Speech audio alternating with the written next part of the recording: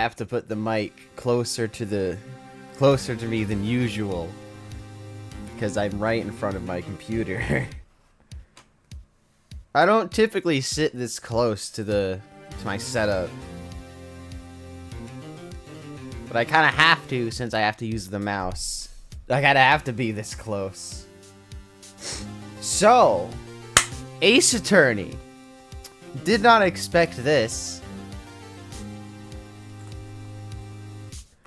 I've been wanting to play Ace Attorney for myself for like a good while. Like I've seen the anime, and like I have memories of watching other people play it. Granted, these memories are now fuzzy with time. You know how it be. Time corrodes all and whatnot. Let me just boot up the... Where did I put it? There it is. Where did I put it?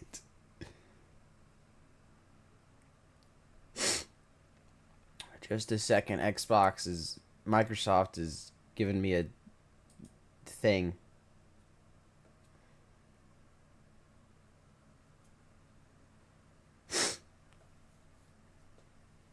Ugh. My allergies are not... Why is... Okay, give me a second to screw with the settings, because this is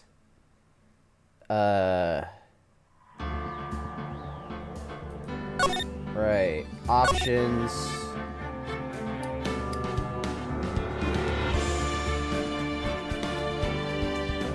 No. Window. No. Much better.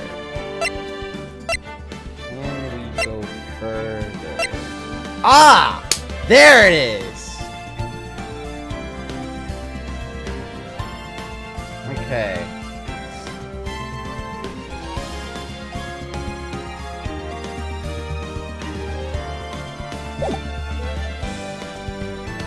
Alright, we're all good. Settings fixed. Look at it! It's so smooth! Alright. New game. Ace Attorney, Justice for All, Trials and Tribulations. This is gonna be great. This is... Ah! Alright. Enough screwing around. Episode 1. Yes. First steps.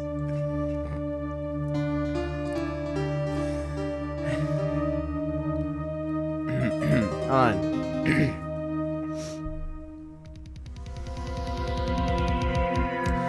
Damn it! Why me? I can't get caught. Not like this! I've got to find someone to pin this on. Someone like him. I'll make it look like he did it.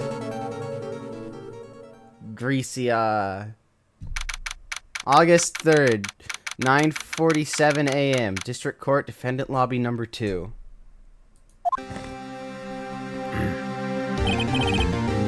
Boy, am I nervous. Right.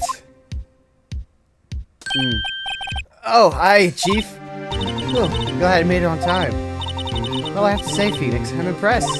Not everyone takes on a murder trial right off the bat like this. It's a lot about you. And your client as well. Thanks. Actually, it's because I owe him a favor. Favor? You mean you knew the defendant before this case? Yes. Actually, I kind of owe him my current...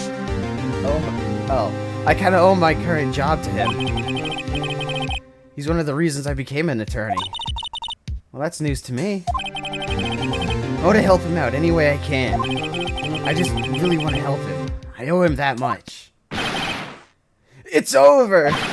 My life, everything, it's all over! There he is. Is that your client screaming over there? Yeah, it's him. Death, despair. Oh, I'm gonna do it. I'm gonna die. Sounds like he wants to die. Yeah.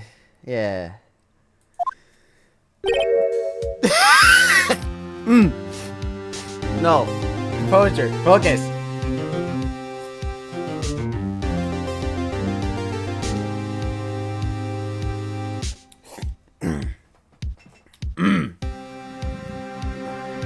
Nick! Hey there, Larry. Dude, I'm so guilty. Tell them I'm guilty. Give me the death sentence. I ain't afraid to die. What? What's wrong, Larry? Oh, it's all over. I'm finished. Finished! I can't live in a world without her. I can't! Who took her away from me, Nick? Who did this? Oh, Nick, you gotta tell me. Who took my baby away? The person responsible for your girlfriend's death? The newspapers say it was you. Ooh, no. Yup, I remember this. This is the only one I remember, I think, because it was very, because I'll talk about it when we get there. My name is Phoenix Wright. Here's the story. My first case is a fairly simple one. A young woman was killed in her apartment. The guy they arrested was the unlucky sap dating her. Larry Butts. My best friend since grade school. Our school had a saying, when something smells, it's usually the butts. In the 20 years I've known him, it's usually been true. He has a knack for getting himself in trouble. One thing I could say, though, it's usually not his fault. He just has terrible luck. I know better than anyone that he's a good guy at heart. And I owe him one, which is why I took the case, to clear his name. That's just what I'm gonna do. August 3rd, 10 a.m., District Court, Courtroom number 2.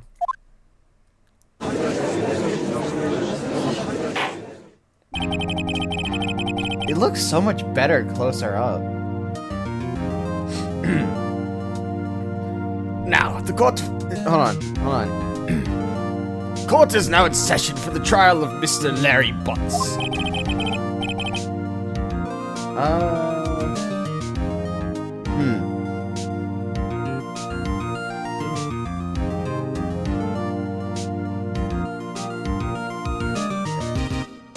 Okay. The prosecution is ready, Your Honor. The defense is ready, Your Honor. Mr. Wright, this is your first trial, is it not? Yes, Your Honor. I am a little nervous. Your conduct during this trial will decide the fate of your client. Murder is a serious charge. For your client's sake, I hope you can control your nerves. Thank you, Your Honor. Mr. Wright, given the circumstances, I think we should have a test to ascertain your readiness. Yes, Your Honor. Head shaking, eyesight fading. The test will consist of a few simple questions. Answer them clearly and concisely. Please state the name of the defendant in this case. Larry. Defendant? Well, that's Larry Butts, Your Honor. Correct. Just keep your wits about you and you'll do fine. Next question. This is a murder trial. Tell me what the victim's name. Tell me, what's the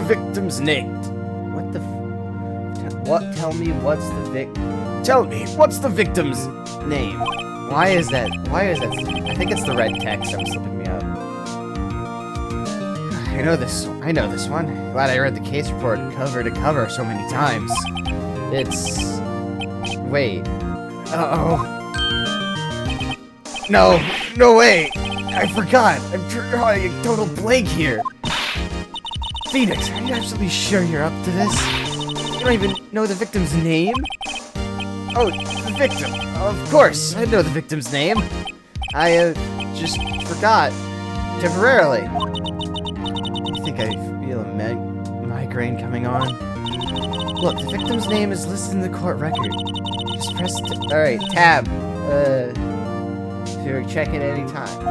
Tab, where the hell is tab? Time of death, 7... Wait, hold on, I went too far.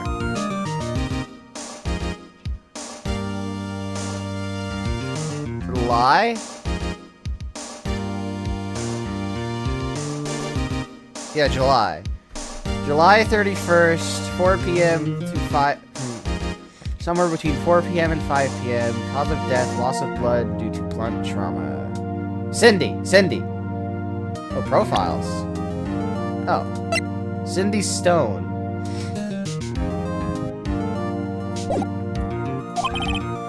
Mr. Wright, who is the victim in this case? Cinderblood. Cindy Stone. The victim's name is Cindy Stone. Correct. Now, tell me what was the cause... Now, damn. Tell me, what was the cause of death? She died because she was... hit with a blunt object. She was struck once by a blunt object. Correct. You've answered all my questions. I see no reason why we shouldn't proceed. You seem much more relaxed, Mr. Wright. Good for you. Thank you, Your Honor. Because I don't feel relaxed, that's for sure. Yup.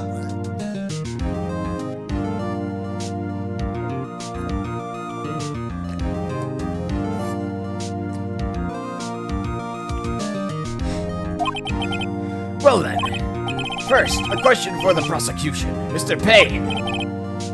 Yes, Your Honor. As Mr. Wright just told us, the victim was struck with a blunt object. Would you explain to the court just what that object was? The murder weapon was the statue of the Thinker. It was found lying on the floor next to the victim. I see. The court accepts this into evidence. Statue added to court record. Statue in the shape of the Thinker. It's rather heavy. Right. Be sure to pay attention to any evidence added during the trial. That evidence is the only ammunition you have in court. Use tab, check, yeah. I'm just gonna click the button, though. Mr. Payne, the prosecution may call its first witness. The prosecution calls the defendant, Mr. Butts, to the stand. Chief, what do I do now? Pay attention. You don't want to miss any information that might help your client's case. You'll get your chance to respond to the prosecution later, so be ready. Let's just hope he doesn't say anything unfortunate. Uh-oh. There he gets excited easily. This could be bad. Alright. Ahem. Mr. Butts, is it not true that the victim had recently dumped you? Hey, watch it, buddy! We were great together! We were Romeo and Juliet, Cleopatra and Mark Anthony! Didn't they all die? I wasn't dumped, she just wasn't taking my phone calls. Or seeing me ever. What's it do you anyway? Mr. Butts, what you describe is generally what we mean by dumped. In fact, she had completely abandoned you, and was seeing other men. She just had returned from overseas with one of them the day before the murder. What do you mean, one of them? Lies! All of it! Lies! I don't believe a word of it! Your Honor, the victim's passport. According to this, she was in Paris until the day before she died. Passport added to court record. The victim apparently arrived home from Paris on July 30th, the day before the murder. Indeed. She appears to have returned the day before the murder. Dude, no way. The victim was a model, but did not have a large income. It appears that she had several sugar daddies. Daddies? Sugar? Yes, older men who gave her money and gifts. She took their money and used it to support her lifestyle. Am I too close to the mic? I should move it a little bit. Dude! You can can clearly see what kind of woman this Miss Stone was. Tell me, Mr. Butts, what do you think of her now? Right. I don't think you want him to answer that question. Yeah, Larry has a way of running his mouth in all the wrong directions. Should I stop him from answering? My client had no idea the victim was seeing other men. That question is irrelevant to this case. Ugh. Dude, Nick, what do you mean irrelevant? That's a she dog. I'm gonna die. I'm just gonna drop dead. Yeah, when I meet her in the afterlife, I'm gonna get to the bottom of this. Larry, you drill bit. Let's continue with the trial, shall we? I believe the accused's motive is clear to everyone. Yes, quite. Oh boy, this is not looking good. Next question. You went to the victim's apartment on the day of the murder, did you not? Well, did you or did you not? Well, maybe I did and maybe I didn't. Oh no. He wins. What do I do? Have him answer honestly. I know. Send him a signal. Tell the truth. Yeah, I was there. I went. Oh, that actually worked. Order. Well, Mr. Butts. Dude, chill. She wasn't home, man, so, like, I didn't see her. Your Honor, the defendant is lying. Lying? Prosecution would like to call a witness. Oh, wait. Would like to call a witness who can prove Mr. Butts is lying. Well, that simplifies matters. Who is your witness? The man who found the victim's body just before making the gruesome discovery. He saw the defendant fleeing the scene of the crime.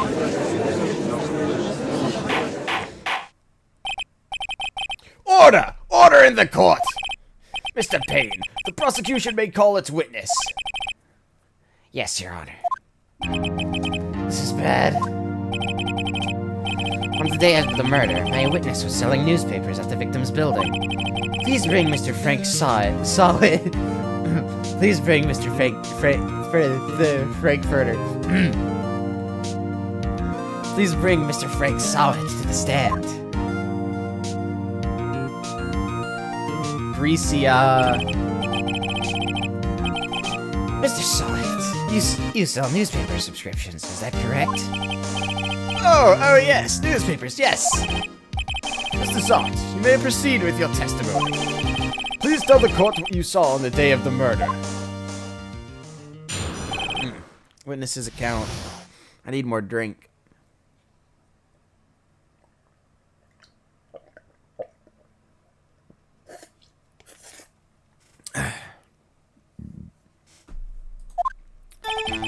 I was going door to door, selling subscriptions, when I saw a man fleeing an apartment. I thought he must be in a hurry, because he left the door half open behind him.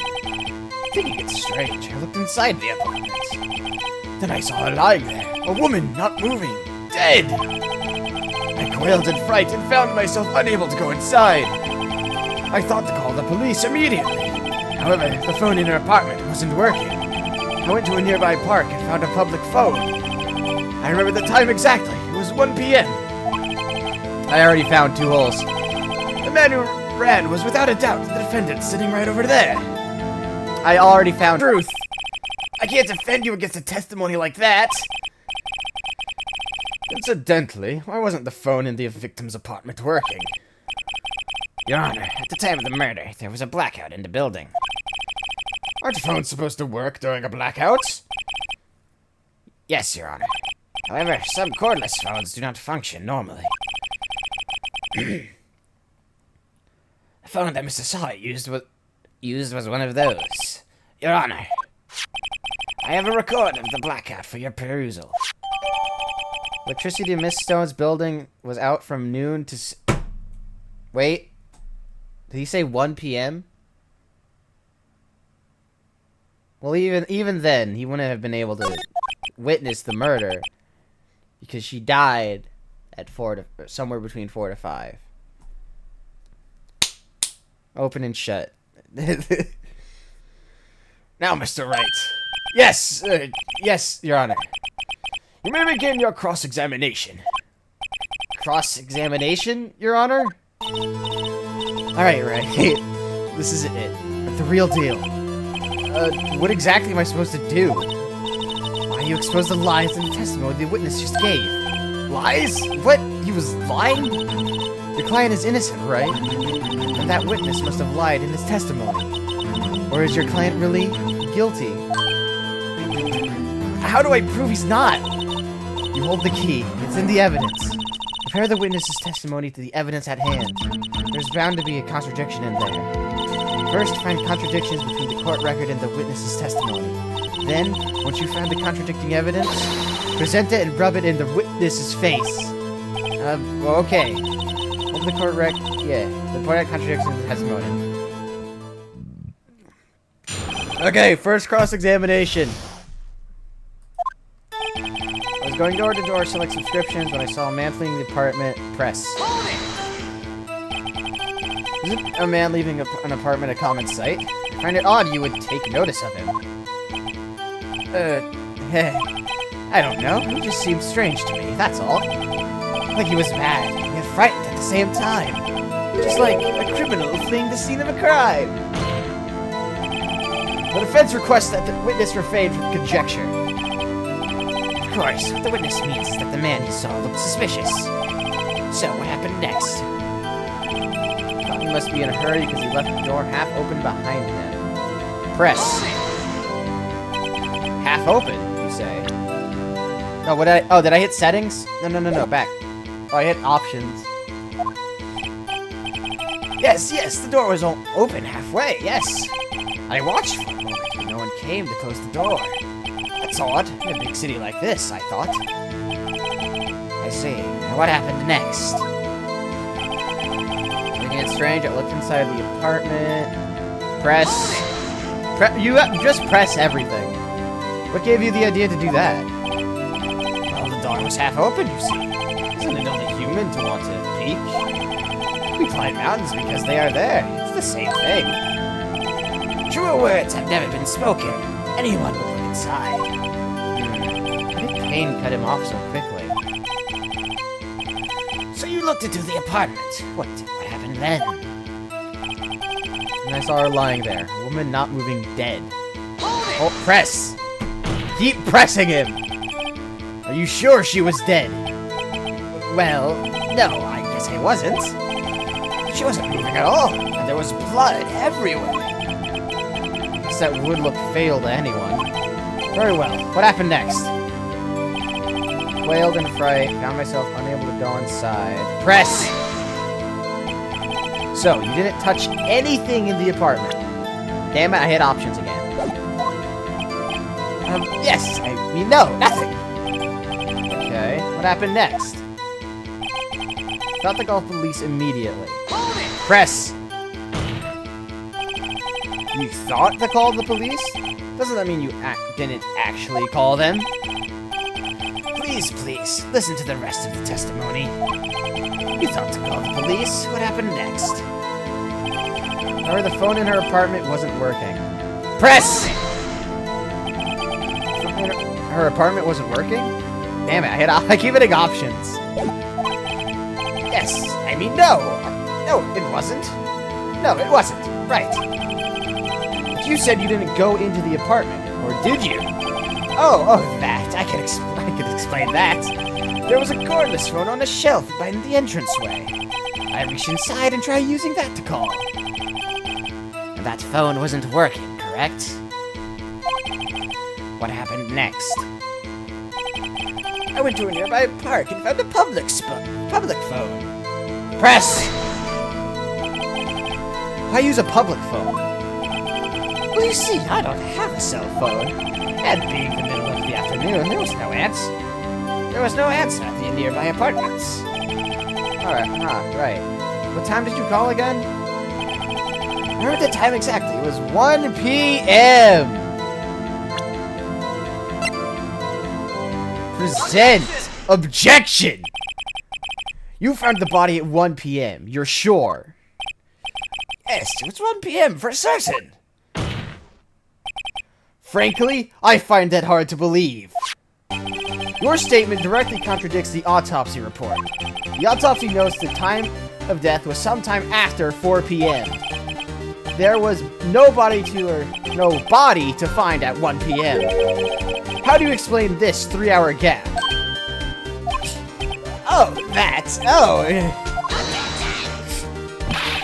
This is trivial. The witness merely forgot the time. After his testimony, I find that hard to believe. Mr. Sonnet, why were you so certain that you found the body at 1 p.m.? Gee, that's a really good question. Good job, Ray. Way to put him on the spot. That's all you have to do. Point out contradictions. Lies always beget more lies. See through one, and their whole story falls apart. Alright. Wait, I remember now. Would you care to give your testimony again? Time of discovery. Second. Let's go. See, when I found the body, I heard the time. There was a voice saying the time. It was probably coming from the television. Oh, but it was 3 hours off, wasn't it? I guess the victim must have been watching a video of a taped program. That's why I thought it was 1 p.m. Terribly sorry about the misunderstanding. I see. You heard a voice saying it on a taped program. Mr. Wright, you may cross-examine the witness. Right. You know what to do. I've got this one. Alright.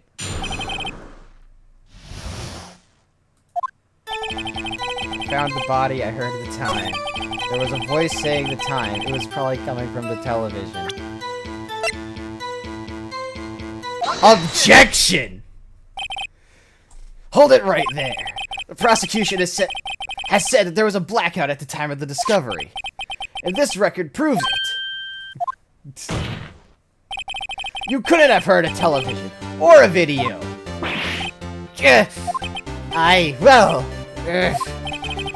Defense has a point. Do you have any explanation for this, Mr. Solid? No, I find it quite puzzling myself. Quite! Wait, I remember now. Mr. Solid, the court would prefer to hear an accurate testimony from the very beginning. These constant corrections are harming your credibility. You seem rather distraught. Man, moving like a Michael Jackson dance video.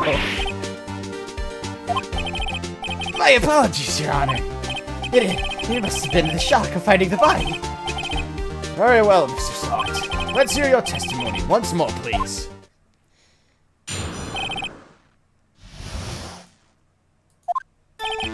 Actually, I didn't hear the time. I saw it. There was a table clock in the apartment, wasn't there? Yeah, the murder weapon. The killer used it to hit the victim. That must have been what I saw. You saw a clock. I guess that would explain it. The defense may cross-examine the witness. Gladly. Alright. In here, I saw it. Table clock. Wasn't there. Murder weapon.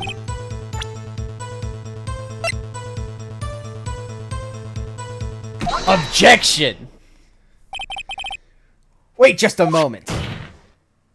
The murder weapon wasn't a clock. It was this statue. Now how is this supposed to be a clock? What? You, your objections and your evidence? Just who do you think you are? Just answer the question, Mr. Saw It. Hey, I saw it there, okay? That's a clock! Your Honor, if I may. Yes, Mr. Payne? As the witness stated, the statue is indeed a clock. The neck is a switch. You just tilt it and it says the time out loud. It doesn't look like a clock, but I submitted it as a statue. My apologies. I see.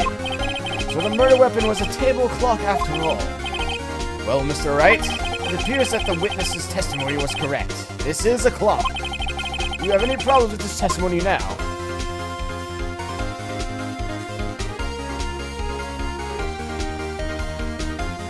Ah, shit. Do I?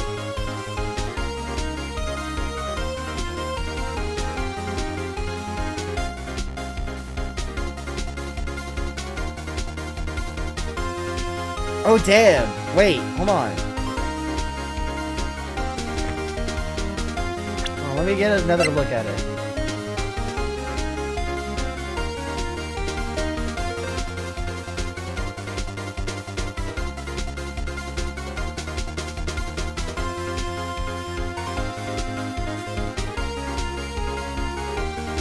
Oh!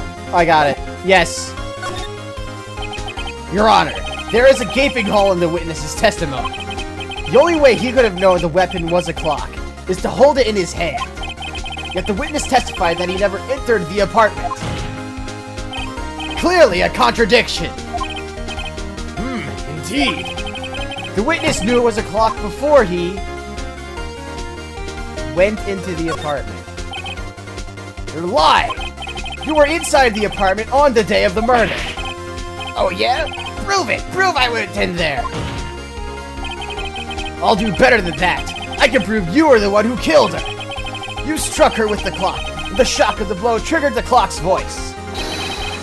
That was the sound you heard. Order in the court. Intriguing. Please continue, Mr. Wright. Yes, Your Honor. Mr. Sot, the sound must have left quite an impression on you. Understandable, since the murder weapon spoke just as you hit the victim. That voice was burned into your mind. That's why you were so certain about the time. What's the meaning of this? This is all baseless conjecture. Baseless? Just look at the witness's face. Would the witness care to elaborate? Did you strike the victim with the clock? That day, I never... Look, I thought, I heard, no, I mean, I saw...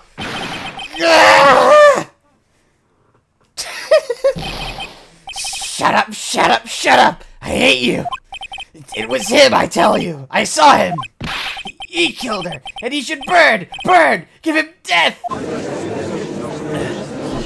I'm out of breath. I can't breathe. Order! Order in the court, I say! Your Honor, a moment, please. There isn't a shred of evidence supporting the defense's claims. Mr. Wright! Your Honor, you claim the sound the witness heard came from the clock. Do you have any evidence? The whole case is riding on this. I better think it through carefully. Your Honor, the sound Mr. Sot heard was definitely this clock. A fact which is clear if you simply try sounding it. Let's sound the clock now, here in this court. Your Honor, may I have the clock? I ask the court to listen very carefully. I think it's 8:25. That certainly is a strange way to announce the time. Well, he is the thinker after all. So, we've heard the clock. What are your conclusions, Mr. Wright? Mr. Payne, can you tell me what time it is now? It's 11:25. As you can see, this clock is exactly 3 hours slow. Precisely the discrepancy between that, what Mr. Sot heard, and the actual time of death. So, Mr. Sot, try to talk your way out of this one.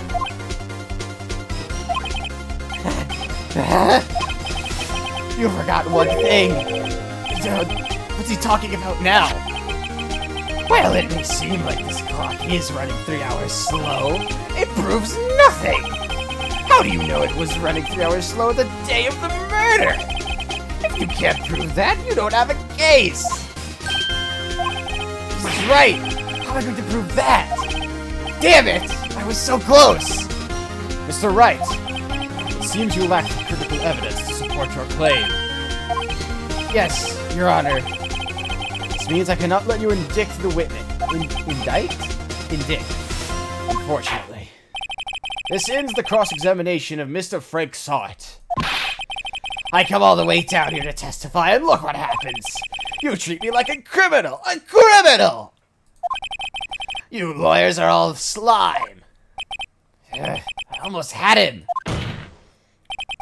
Sorry, Larry. I failed you. There's nothing I can do about it now. Not so fast, Mr. Sawit. Mia coming in clutch! Chief! Sit upright. Don't throw this one away. Not like this. Think! Chief, it's over. I can't prove the clock was slow the day of the murder. Nobody can prove that. Well, yes. That doesn't mean you can't still win. Try thinking outside the box. Don't waste time doubting the facts. Assume the clock was 3 hours slow, and think through it. Ask yourself, why was the clock 3 hours slow? Figure out the reason, and you'll have your proof. Right? Can you think of a reason as to why? Yes, I can. Wait, maybe I can prove it. You must have evidence somewhere that can prove it, right? Find it and let them have it. Well, Mr. Wright, you say the clock was already running slow on the day of the murder. Have you found evidence to support this claim? Of course. There is a piece of evidence in the court record that can prove my claim beyond a doubt. Ha! Tough words! Let's see you pull this one off. Let's see this evidence that proves why the clock was running slow. The passport. Present. Take that! The victim had just returned home from abroad the day before the murder. As we all know, the time difference between there and Paris is 9 hours. When it's 4 p.m. here, it's 1 a.m. the next day there. That clock wasn't 3 hours slow, it was 9 hours fast! The victim hadn't reset her clock since returning home. That's why the time you heard when you struck her dead in her apartment was wrong. Proof enough for you, Mr. Sawit? Or should I say, Mr. Did It?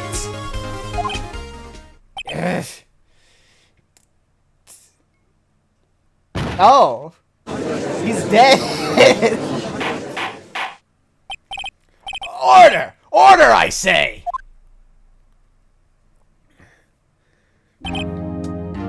Well, this case has certainly turned out differently than we all expected. Mr. Payne, your witness? He was arrested and has been taken away, Your Honor. Very well. Mr. Wright? Yes, Your Honor. I have to say, I'm impressed. I don't think I've ever seen someone complete a defense so quickly. And to find the true culprit at the same time. Thank you, Your Honor. At this point, this is only a formality, but this court finds the defendant, Mr. Larry Butts, not guilty. We beat the tutorial. Woo! And with that, this court is adjourned. Tutorial complete. Turns out that Frank Sawit was a common burglar. He posed as a newspaper salesman to check and see when people were out of the house. That day, when Larry went into her apartment, the victim wasn't home. After he left, Mr. Sawit let himself in to do his dirty work. While he was searching her place, the victim returned. Flustered, Mr. Sawit grabbed the nearest blunt object he could find.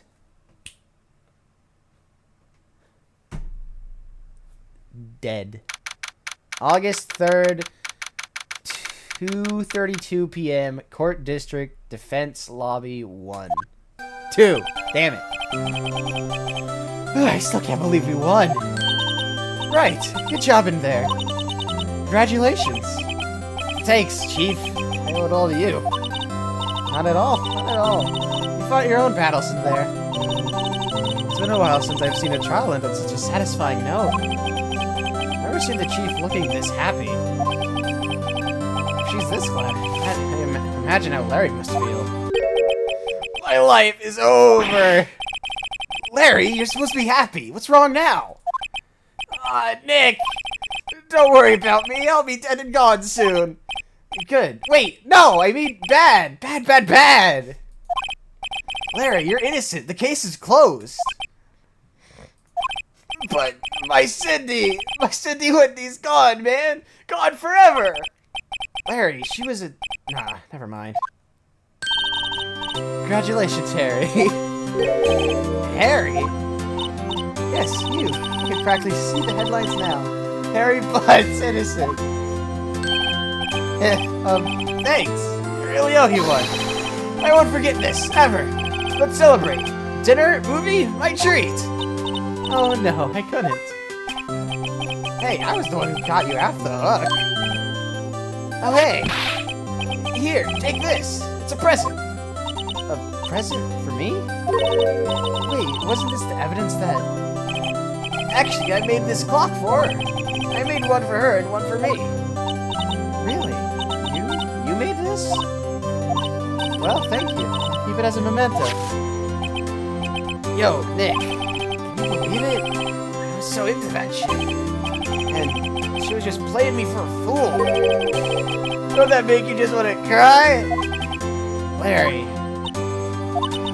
Are you so sure? Squeeze me? I think she thought quite a lot of you in her own way. Ah, you don't gotta sympathize with me, it's okay. Oh, I'm not just sympathizing, really. Isn't that right? Would you have something to show your friend? Something that proves how she felt about it? Huh? Oh, yeah, right. What the heck is she talking about? The statue. Take that! Check this out, Larry.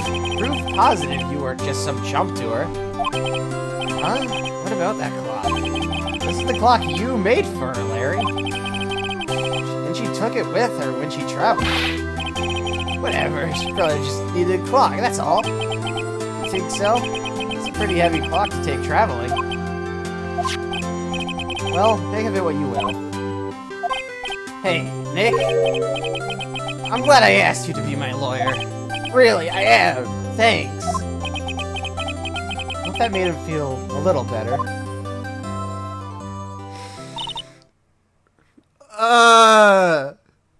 Why is Nick such a great guy? Shit. I'm gonna go get more drink. I'll be right back.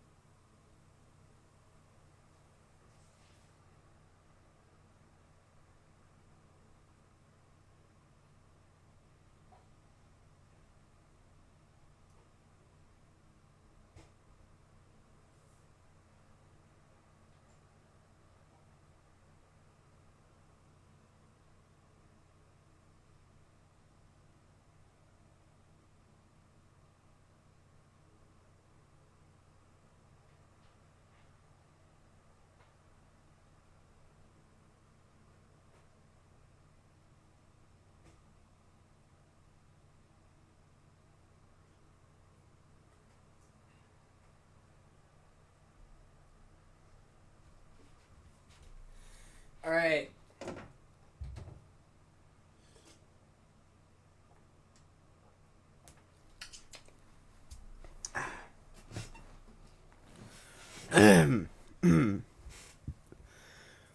I can only imagine what kind of sore state my throat is going to be in after today.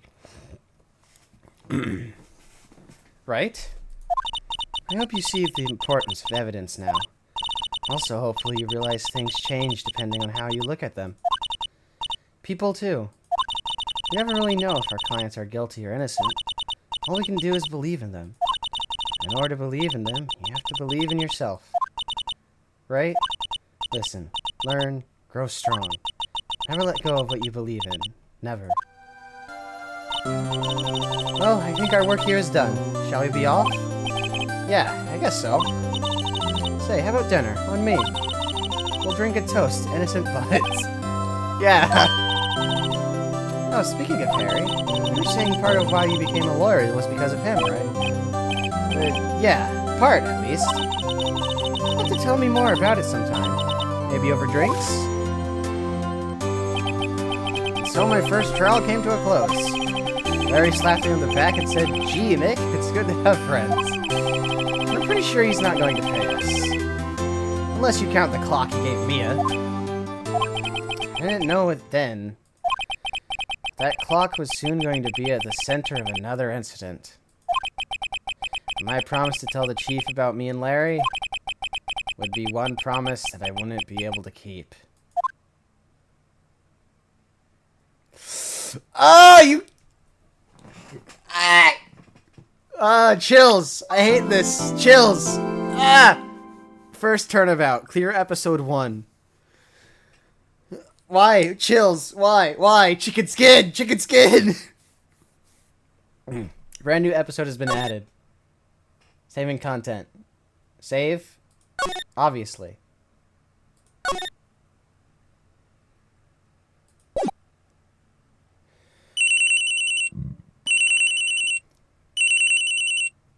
Oh? Oh! Hello, this is Maya. Yes!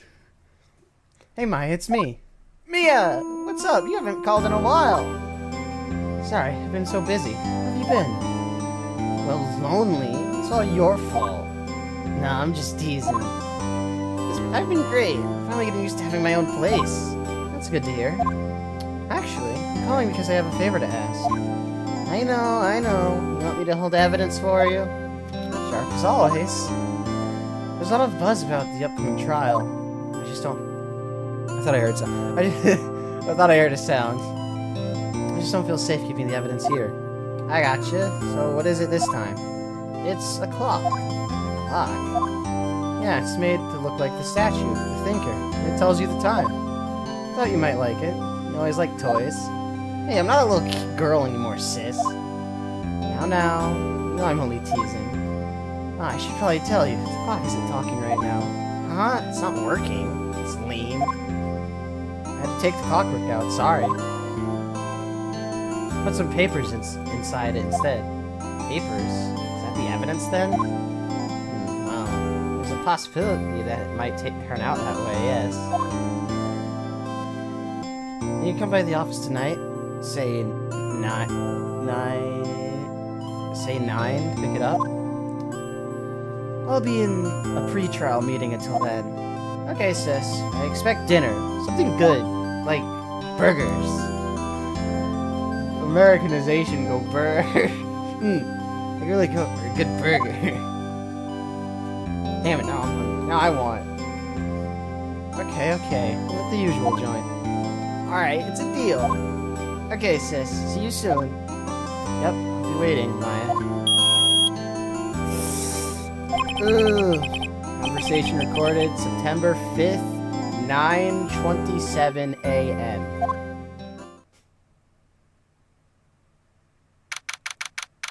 September 5th, 8:57 p.m. Fay & Co. Law Offices.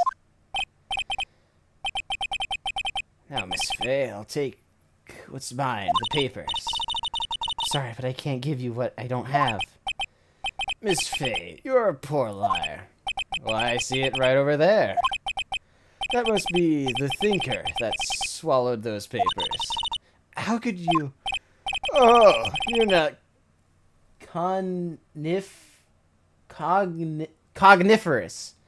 Cognition and carnivorous. Is that what the... well, is it those two? Whatever. You're not cogniferous of my background. Gathering information is my business, you see. I should have been more careful. Oh, my dear Miss Fay, I am so very sorry. But I'm afraid I must ask you for one more thing. Your eternal silence. Farewell, Miss Fay.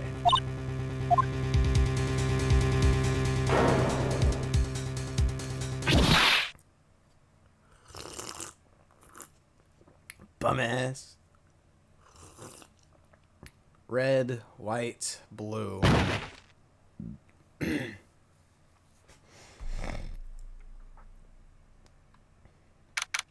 September 5th, 9:08 p.m. Faye & Co. Law Offices. Oh, I'm late. Oh, that's strange. Guess the chief left without me. She said her sister was coming over, so we should all go for dinner. What's that smell? Blood? Mia! Maybe she's in her office. Move. Office. Smell. Blood. Ah! Someone's there. Chief! Chief! Chief!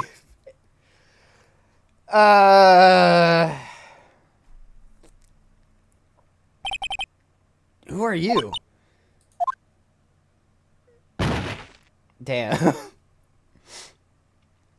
Passed out.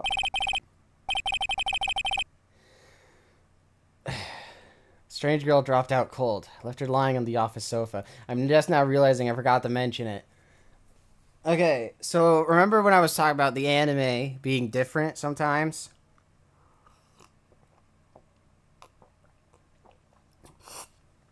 I should talk about this now since I failed to bring it up when I said I would bring it up. In the anime, let's just put on that so we don't have to. In the anime, when they talk about the time, and instead of being in Paris, she's in America, because obviously the anime takes place in actually in Japan. So the times are different than in the game. Because, you know, localization in the game, but then in the anime, they just translate it without much localization.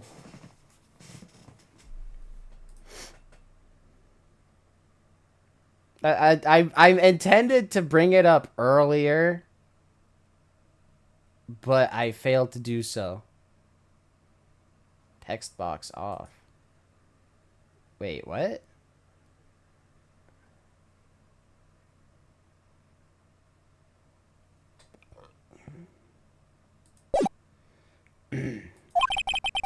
Let's get back now. I went back to the chief where she lay under the window. Her body was still warm. I could feel it when I held her shoulder. Then, all too quickly, it began to fade. Till finally she was cold. Chief. Examine. Statue. Examine the statue. It's encrusted with dried blood. Ironic that this became a murder weapon. Again.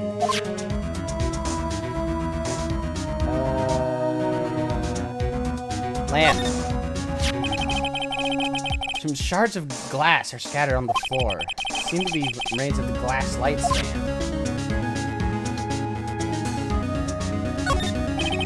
There's a large building across from the office. The Gatewater Hotel. A nice luxurious place. The body. Chief. It's hard seeing her like this. If there are any clues here. She was struck on the head with a blunt object. Probably died instantly. I think the line next to her must have been the murder weapon. We already established that. There's some glass shards near the chief's body. 3 pieces of glass light stand lying broken in the back of the room. Again, we established this already. Nothing else seems like a clue here. Huh? A piece of paper. It must have fallen from Mia's hand. What could it be? Was that there before? The word is written in blood on this script of paper. Maya. Did Mia write this? This piece of paper is a receipt from a department store. Dated yesterday. Receipt added. Court record. I think that's enough snooping around for now. I better call the police.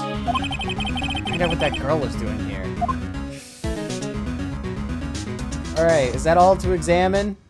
Wait! Chief's chair. Simple, functional design. Feels pretty good to sit in, too. Oh. Oh, slide? Oh. Right, better call the... Oh, not what I intended. It's funny. A few of the screws on the receiver are missing. Looks like someone was halfway through taking it apart.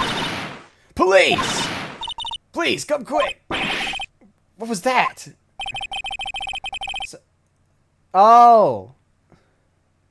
Someone screamed from outside the window. She's staring right at me. She's holding a phone in her hand. Oh.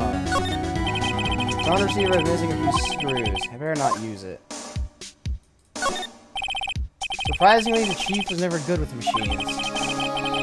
But all she used this PC was email. She picked up this ancient model at some garage sale for practically nothing. What was this? Fainco ledger book. Everything is written in the chief's ultra neat handwriting. It's a small office, but it makes a good bit of money. Scan the entire room. Leave no stone unturned. This is a crime scene. All the chief's important documents are packed in here. This is where she filed her case records in recent rulings. I'm fumbling. Yeah, looks to be it. Move. Law office. That girl just now. Where'd she go? Put her right there on the sofa. Oh, I hope she didn't run on me.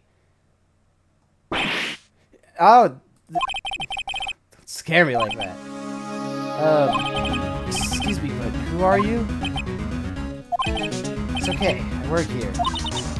Maya Fey. Maya Fey? Maya? So Mia was writing this girl's name. Maybe I should show her the receipt. I thought there'd be use for evidence like this outside of the courtroom. Ugh.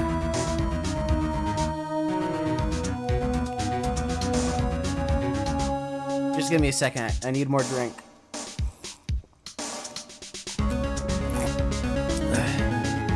Alright. Talk. What happened? She was being shocked. I want to disturb her. I have to know. Excuse me. Can you tell me what happened? I came in. The room was dark. And Sis... So she was already dead. You and the chief. So you're the chief's sister. I'm her younger sister. You were here visiting? It's late at night? Yes. She said she wanted me to keep some evidence for her. Evidence? Yes. It was that clock. It was the thinker. Alright. Present the receipt. Before Mia died, she wrote a message from what? She wrote it on the back of this receipt. That's my name. Why? Why would she write my name? Please, just calm down. Why would Sis write my name? Oh, now I've done it. Ah, the police! Police! Sounds like they're coming this way. Freeze! Police! Alright, I'm Detective Dick Gumshoe, see? Gumshoe? An odd name. We received a report from the building across the way, see? Got a person saying they saw a murder. Must have been the woman I saw. Anyway, I don't want either of you moving 1 inch, okay? Great, it's great. Maya. Wait, she wouldn't have... No. Whoa! Excuse me! This word Maya here mean anything to you? That's my name. What? The victim drew this here note in her own blood, see? With her dying breath, she wrote down the killer's name. killer. I'm not... Case closed! You're coming down to the precinct, ma'am! What? My throat. Mia's younger sister, Maya, was arrested on the spot. I was taken in for questioning and didn't get out until the next morning. My eyes were heavy, but I couldn't sleep. I sat around, waiting for visiting hours to begin at the detention center. I had to talk to Maya as soon as possible. September 6th, 9:07 a.m., detention center visitors room. Wow, I have poor Maya locked up like a criminal. Oh, it's you, the lawyer. Good morning. Good morning. You look so tired. Are you going to be my attorney? Well, that's what I wanted to talk to you about. It's up to you. You better give it to her straight. It's up to you. Up to me? Yes, I don't think this is something I should decide. After all, you're the one in trouble here. They're never going to believe me, are they? Even you found me at the office. Looked at me like I had done it. Did I look at her like that? No, I never thought. It's okay, I understand.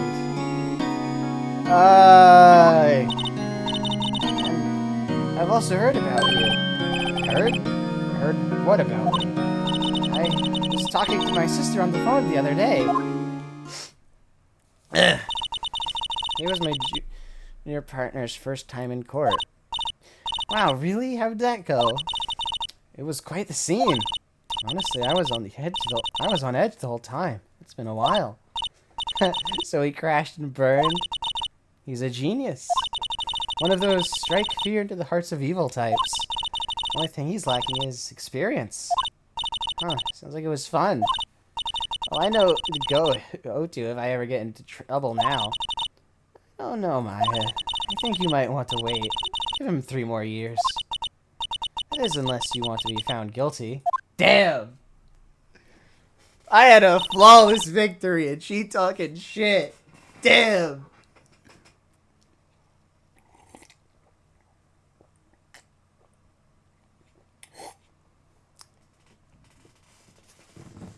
What was that? Oh, okay, never mind. That's what she said. I'm sorry. I didn't mean to insult you. No, it's okay. It's true, I guess. At the same time, I can't just sit by and watch. I think of the person who did this to Mia. Names. I know. Stop with the music! No! Maya. Something I've been wanting to ask you. Yes? What's that outfit? Oh, this? This is what all acolytes wear. It's my uniform, you could say. Acolytes? Like people in religious training? What is it you do? Oh, it's nothing strange, really. I'm a spirit medium. In training. A spirit medium? I'm pretty sure that qualifies as strange. Day of crime. Could you tell me about the day of the murder? Yes. Let's see.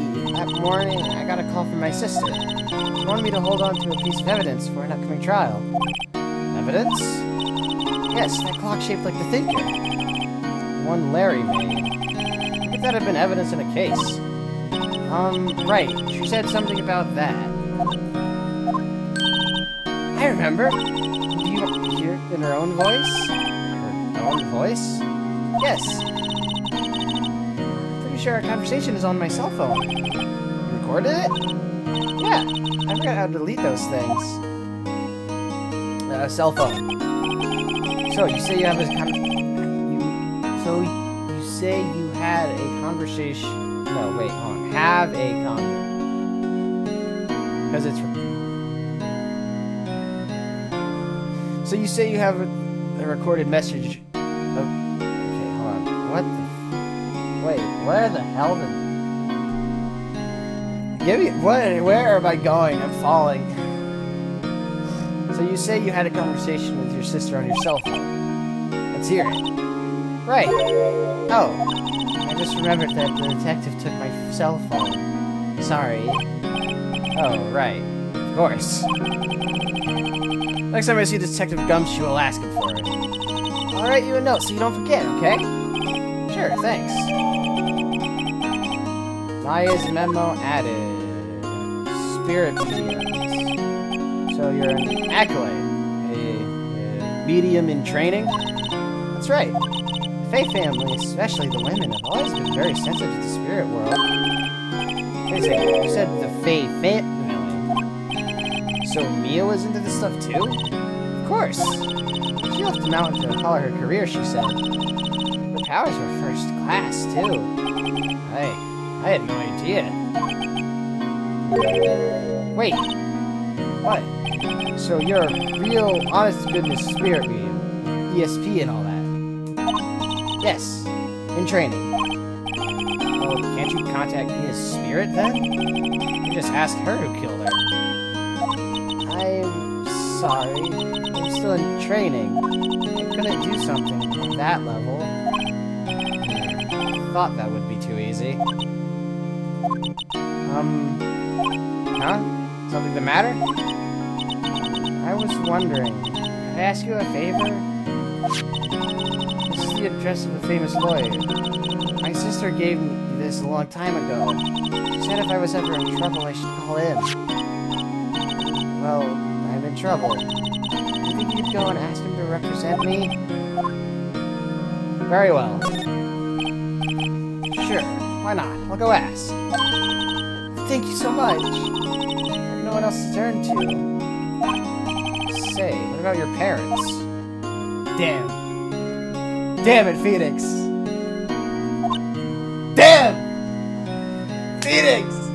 Why? Ah! Damn! Phoenix! Why do you do this?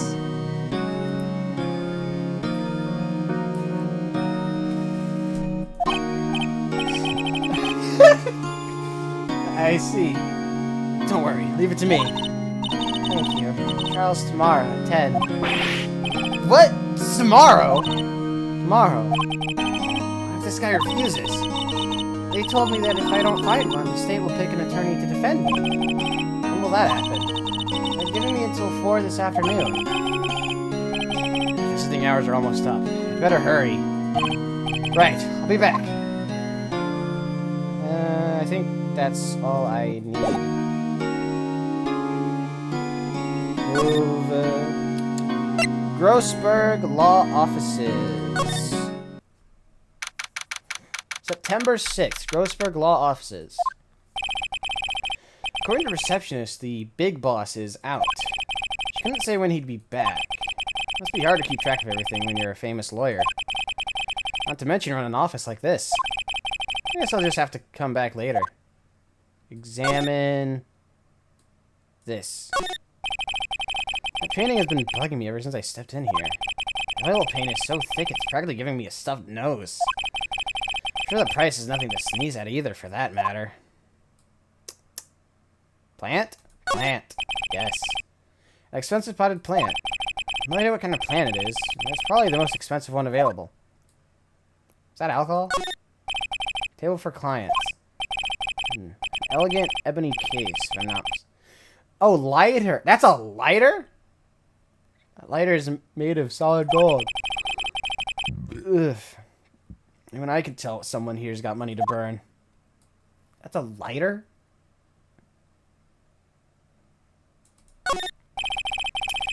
Expensive-looking mahogany bookshelves filled with expensive-looking books. Funny. You know what they've ever been read? Rich people be like. A solid mahogany desk. It's nigh indestructible and can breathe fire. It can bend the fabric of reality itself. It's a very expensive material. The wood's been polished to a deep luster. Anything else to inspect? Nope. Move detention. No, damn it. Hey, what is it? Did you meet the lawyer? Sorry, I haven't seen him yet.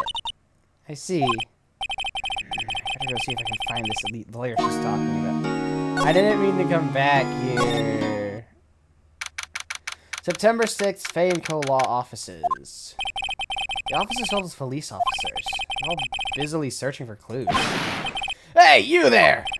This is a crime scene, pal. No trespassing. Sorry. Don't I know you from somewhere? Wait, you're that Butts guy, aren't you? No, I'm Phoenix Wright. How could anyone mistake me for Larry? I guess I got the wrong name. Mr. Wright, sorry about that. That Butts guy, he was a killer. And you're no killer, right? He was proven innocent. Right. And you're Detective Gumshoe. Gumshoe, wasn't it? Dick Gumshoe. Right, at your service. Hang on, that's Detective Gumshoe to you, pal. Anyway, get the name right. Don't go calling me Dick. Hey, Dick, get over here. Yes, sir. Be right there. You're a lawyer, right, pal? You got business here, you better do it quick. Oh, he thinks I'm Maya's lawyer. Examine. I can't slide. Painting. An old movie poster. Apparently this was the first movie that made Maya cry when she saw it. I'll have to check it out one of these days. Books. Mia's desk. Perfectly clean, as always. Only thing it's missing is Mia. Damn. Oh, wait, no, that's... I thought the phone was a separate thing. Why is... Sus. There's a horrendous amount of legal books here. Scarier still is that Mia probably read all of these. Yep. I would not be surprised. The sky is blue, and so am I. It's that hotel right across the way. So is your suit. And so am I. Mia's favorite potted plant. Whenever it had this bizarre name, no one could ever remember. Cordyline stricta, pal. Who is that? I guess talk. Mia. About Miss Fay. Did you do an autopsy? You want to know the results, eh? Don't you look at me like that, pal. It's no use. She might have been your boss, but that doesn't mean you get any special treatment. Alright. You can see the report, that's all. Time of death, September 5th, 9 p.m. Single blunt force trauma, instantaneous death. Maya. About Maya. Yeah, I'm looking forward to the trial. Sorry, pal, but this is one trial you aren't going to win. Why do you say that? City's put Prosecutor Edgeworth on the Damn. The city's put Prosecutor Edgeworth on the prosecution. Edgeworth. I'm sure you know what that means, you being a lawyer and all. Prosecutor Edgeworth. That's right, pal. Mr. Miles Edgeworth himself. Wait, you do know him, don't you, Pat? Don't you? Of course I do. I know him. He's a feared prosecutor. He doesn't feel pain, he doesn't feel remorse. He won't stop until he gets his guilty verdict. I don't talk about him that way. You make him barely sound human. Still, I'm afraid this pretty much decides the case. So, Edgeworth is on this one. He hasn't lost a case since he became prosecutor at the incredibly young age of 20. That doesn't say... Well... No, I guess it is pretty young. Of course, there are rumors of back alley deals and forged evidence. All I know for sure is that Edgeworth hates crime with an almost abnormal passion. I never imagined I'd be facing him so soon. Back. Move. Grossberg. Hopefully he's back. Still not here. Oh, wait! Right. I'm supposed to ask Gumshoe for Maya's phone. Present. I was wondering, did you see Maya's Faye's cell phone? Oh, that? I have that. You think you could give it back? Sure. I mean, wait a second, pal. Tricky lawyer. Uh-oh, he's onto me. Tell him not so straight. Okay, can't be straight with this guy. What should I tell him? Something the matter? Oh, no, that carrying strap on the cell phone. This? It says the Steel Samurai, warrior of Neo Old Tokyo. Steel Samurai, that action hero show on TV. Yeah, you see that strap is a collector's item. She was worried it might get lost if it went down to the precinct. That what she said? Yes. Okay, pal.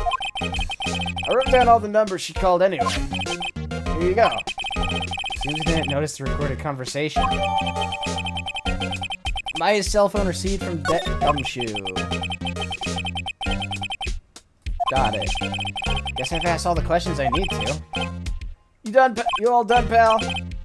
Yes, thank you. I'll be heading out now. Oh, wait. One more thing I wanted to mention to you. I don't suppose you're planning on talking to that witness. Anyway, you'd better not. No influencing the witness with your lawyery ways, pal. Come to think of it, I completely forgotten about her. The witness. Yeah, Miss April May. Sorry about this, but I can't tell you anything about her. Well, you've just told me her name. Miss May, huh? So you've sent her home already, then? You're trying your lawyery tricks on me now. She's not to go outside her room until the trial. So she's still in the hotel across the way. I guess I should know better than to try to get a detective to leak information. You got that right, pal. Time to pay a visit to Miss May. Okay. To the Gatewater Hotel. September 6th, Gatewater Hotel, room 303. Ah, kill me. Kill me! Ah, shit. I have to read this! Well, hello there, handsome. Hi. Smooth, right? Real smooth. You're that lawyer, aren't you? The detective told me.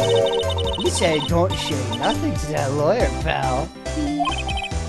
I'm but a self. Thank Detective Gumshoe for making my job harder. Gee, this is all like something out of a movie. It's all so exciting, I can hardly contain myself. Ooh, let me go freshen up so I can look the part of the beautiful eyewitness. I pity the lawyer that has to cross-examine this one. Does he know, chat? Does he know? Does he know? No, he does not. He lacks information. Alright, examine. Wine. Chardonnay. Champagne. Something. Alcoholic. Probably. Bottle with 2 glasses are on the table. Somebody must be staying with her. Painting. Ah, still scene painting. Wait, should that be still life? Whatever, one of those is hanging on the wall. Late summer sunlight streams through the window. There's the Fayeco Law Office building, of course. You can see the inside of the room pretty clearly from here. I think it would be a little difficult to recognize a face from this distance, though.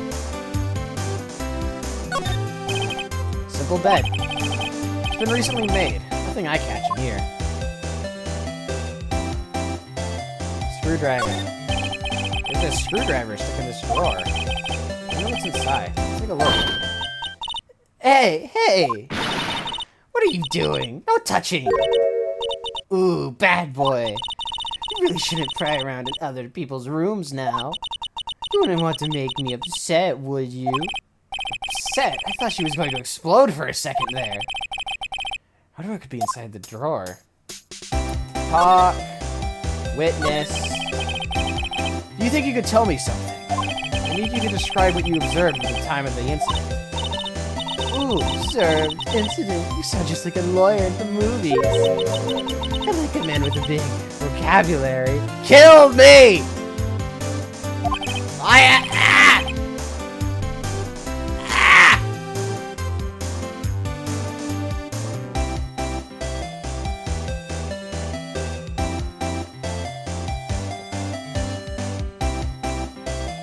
There was way more in there than I thought there was. Damn it. Oh, shit. I'm gonna go get some paper towels. I'll be right back.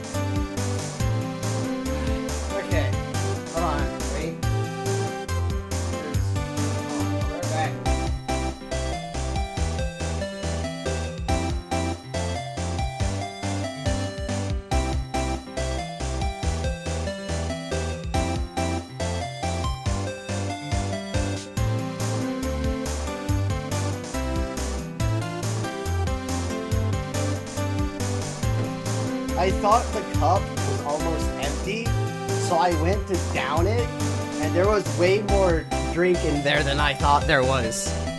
And it just got all over my shirt. And my face. And my face. Better not encourage her. You know that thing that happened the other day? The bad thing. What did you see when it happened? I don't suppose you can tell me about it. Pretty please? Let me see. Well, dream on. If you want to know, you'll just have to come to court tomorrow, Mr. Lawyer. Oh boy. This man. Could you just, who exactly are you? Ooh, Mr. Lawyer, are you hitting on me? No, hey, I'm just doing my job here. You know, you're cute when you blush. Believe me, this is the first time in my life I've blushed this much. I hate every moment that I have to read this. Right, can you just tell me what it is you do? Well, no. You add your little hopes up, you. Oh boy. This room. I see there are 2 glasses on the table. Someone staying here with you? Ooh, what amazing powers of observation. You must be one of those famous detectives, like on television. No, not me. I'm just a lawyer. Say, Mr. Big Detective, why don't you go look for clues in the garbage, This maid doesn't like little, nosy little lawyers. This is a waste of time.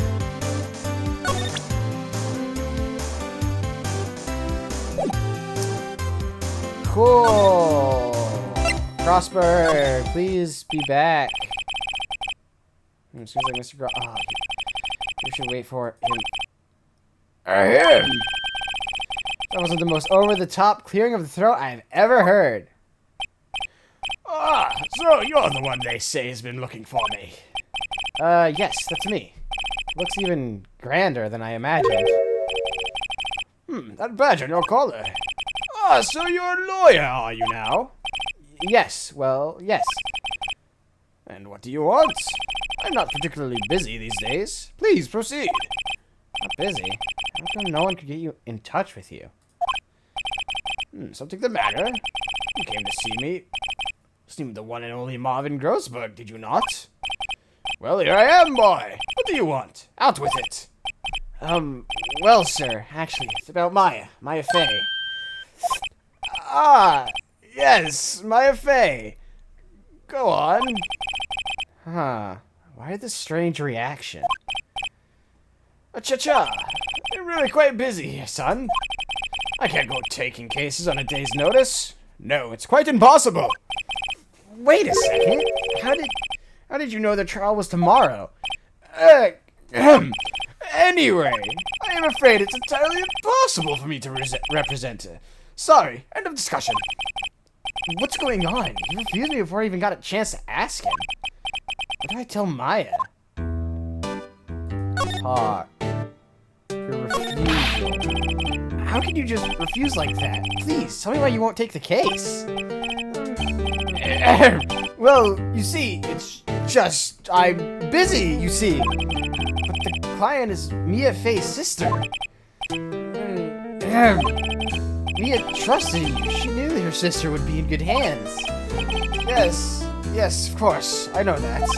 However, I'm sorry, but I must refuse. Sorry, goodbye. Great. Fine. I don't have time to argue with you anyway. I'll look elsewhere. Huh? Did you say something? I think not, I said. What do you mean?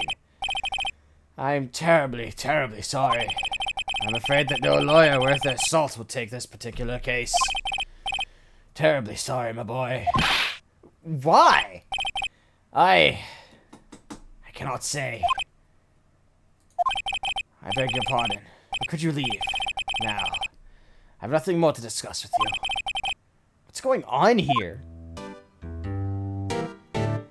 Okay. I'm just gonna go. Detention center, I guess. Maya's not here. She must be in questioning. Probably won't let her out for a while. Oh, I had to keep talking with him. Okay, I missed something clearly. Talk. Mia. How did you know Mia Fey? She worked here a long time ago. Quite the apprentice, that one. Learned my techniques in the blink of an eye. She left one day, quite suddenly. She had a mission, you see. A mission? You could see it in her eyes. She followed it with a burning passion. Never looked back, that one. This painting. That's quite a painting. Aha! You noticed! It's my pride and joy. Impressive, isn't it? Well, isn't it? The color of the sky, the hue of the sea, the weave of the straw hat. It's worth at least 3 million. I have no intent of parting with it, of course. No, I won't sell it. Not even to you. I wasn't interested. It's not for sale. I'm not buying! Jeez. Okay, that was clearly all. Present something?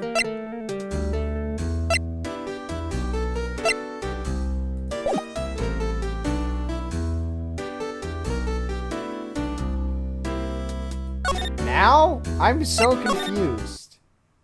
Oh. Okay, I just needed to finish those two interactions.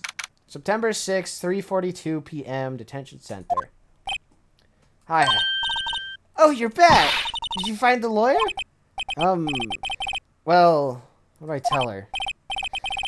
Well, see, just be honest. I really don't think you should use that guy. He didn't seem healthy. He was all skin and bones. What really happened? You don't mean he refused to help? I see. I've been abandoned then. Damn it, Phoenix! You screwed it up again!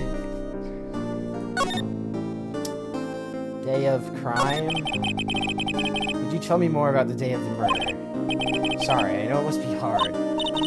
No, it's okay. All I've been doing the last few hours is talking about it. I've kinda gotten used to it. Let's see.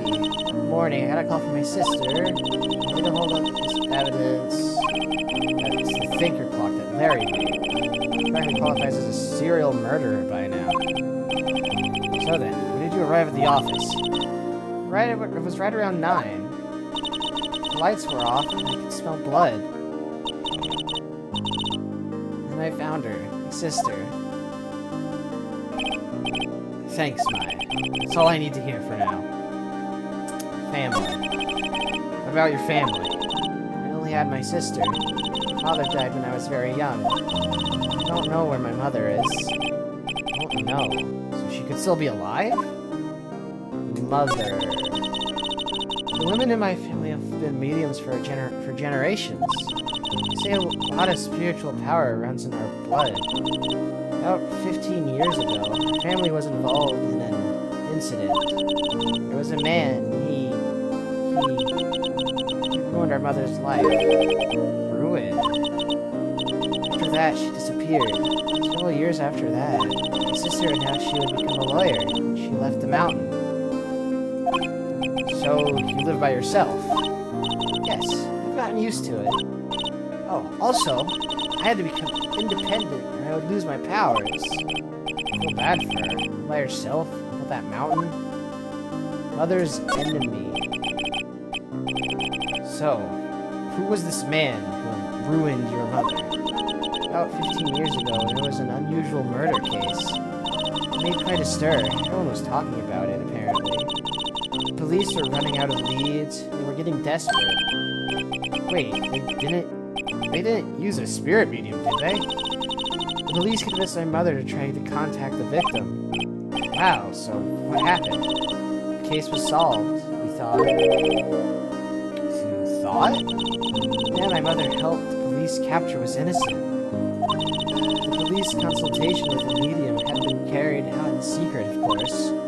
But a man found out about it and leaked it to the press. He told all the papers that my mother was a fraud, and the media jumped on it big time. My mother, became the laughingstock of the nation. I see. White. Excuse me? White? That was his name. My sister told me. White. Just a little longer now before the state-appointed lawyer comes, I guess. 4 p.m. Time's up. What should I do? Should I just leave her and go home? Defend! Lawyer up, Phoenix! Do your job, damn it! I've made up my mind. I'm going to defend you whether you want me to or not. Why? Why? Well,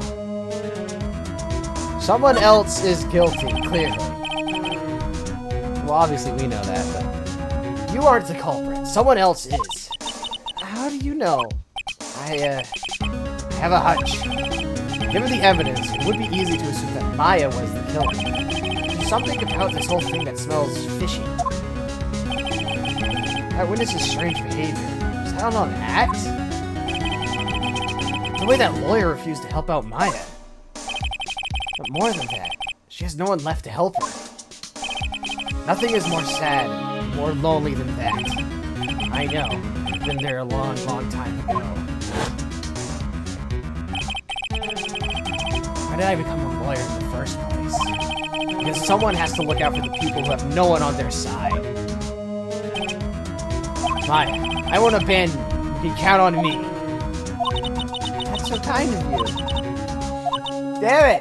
No! None of that! No!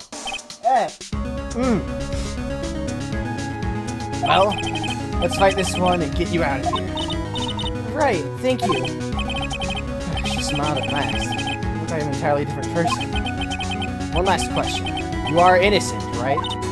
Yes! And I trust you. So you trust me too, okay? It's a deal. So, what's next? Something that's been bugging me. Just what was inside the strange woman's drawer? It was when I tried to look into the drawer that she got all defensive. There has to be something in there. Ooh. Do we have to go back to the hotel? Ah, the bellboy! Good afternoon, sir. Excuse me, you are? Ah, I beg your pardon, sir. I am the bellboy of this establishment. At your service, sir. Oh, right. I've just come up to deliver room service, sir. Do you know where Miss May might be? Ah, I believe our guest, Miss May, is currently using, facilities. If you've no need of anything, I'll be taking my leave. Please, stay as long as you like. Enjoy. Yeah. Wait, no, hey! Why does it seem like every time I come here, I end up embarrassing myself? Wait, now's my chance to snoop around. Ah, I almost forgot. Ah, you came back quick. But I ask you to inform Miss May that there is a message for her. Please tell us that Mr. White of Blue Corp phoned. Oh, right, sure. Mr. White of Blue Corp. Where have I heard that name? Ah, the pieces are coming together. Why was the name of the guy who ruined Mia and Maya's mother? Could it be a coincidence? Examine the screwdriver! There's a screwdriver sticking out of the half of the drawer. That's why I should see what's inside. What do we have here? A wiretap? What would a woman like her be doing with a thing like this? Wiretap added to court record. There's definitely something suspicious about this Miss May. Why would she have something like this in her hotel room? There's a story behind all this. I know it. Alright. I'll be using this bit of evidence in tomorrow's trial, that's for sure. For Maya's sake. I'll get to this woman's spot. Wait, I mean, you know what I mean. Oh, bellboy, still there. Oh, time to scram. Look forward to tangoing with you tomorrow, Miss May. In court!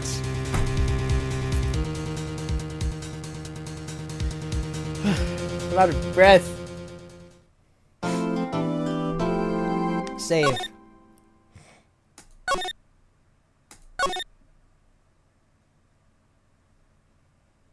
Day 2. September 7th, 10 a.m. District Court, Courtroom 1. There he is! Court is now in session for the trial of Miss Maya Fey. The prosecution is ready, Your Honor. The defense is ready, Your Honor. Miles Edgeworth. I better not show any signs of weakness today, or he'll be on me in an instant. Mr. Edgeworth, please give the court your opening statement. Thank you, Your Honor. The defendant, Miss Maya Fey, was at the scene of the crime. The prosecution has evidence she committed this murder. And we have a witness who saw her do it. The prosecution sees no reason to doubt the facts of this case, Your Honor. I see. Thank you, Mr. Edgeworth. Let's begin then. If we may call our first witness, Your Honor. The prosecution calls the chief officer at the scene, Detective Gumshoe.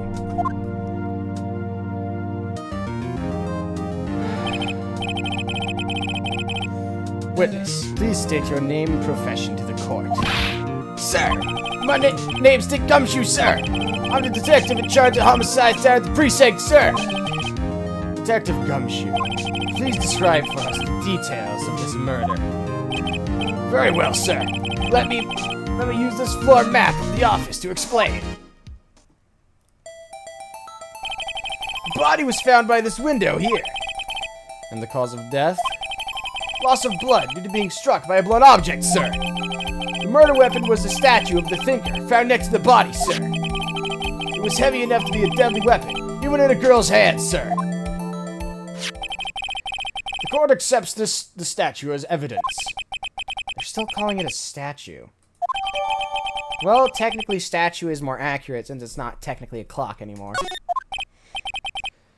Now, detective. Yes, sir!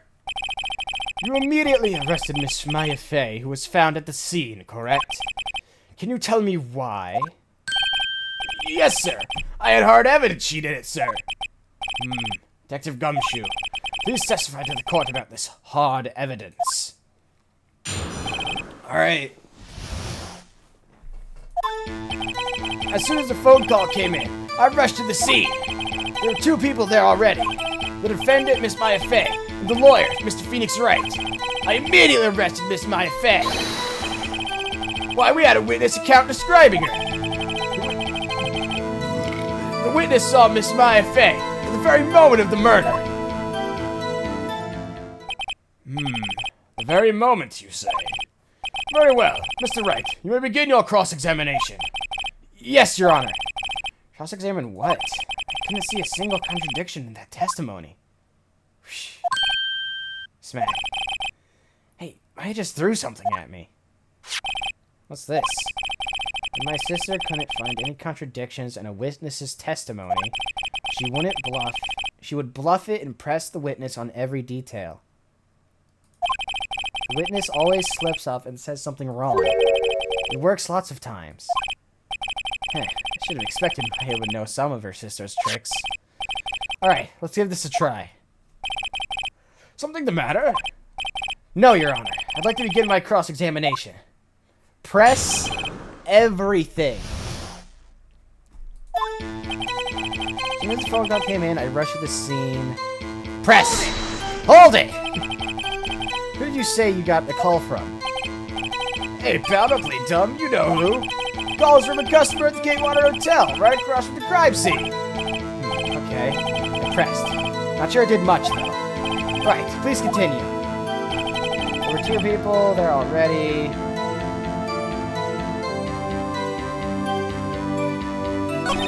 Defendant, lawyer. Press! Damn it, Phoenix! Listen, pal, your dumb act will only get you so far. With their flunky hippie clothes and your spiky hair, you two stand out like 2 suspicious people at a crime scene! Oh, he does have a point about her. She is pretty unmistakable. She really points to the press with a little more care. Immediately arrested Miss Maya Fey. Press! Why's that? What's your reason? Damn it. Why, we had a witness account describing her.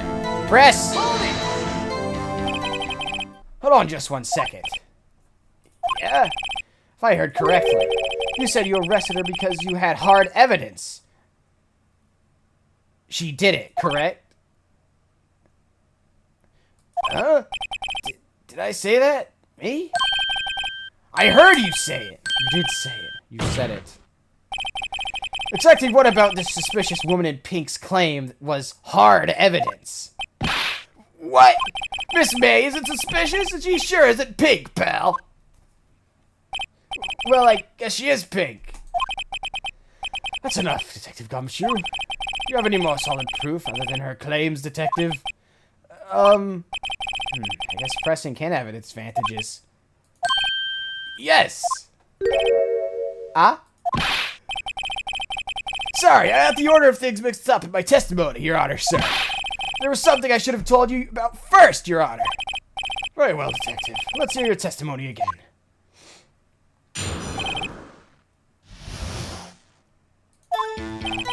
After securing the suspect, I examined the scene of the crime with my own eyes. I found a memo written on a piece of paper next to the victim's body. On it, the word Maya was written clearly in blood. Lab test results showed the blood was the victim's. Also, there was blood found on the victim's finger. Before she died, the victim wrote the killer's name.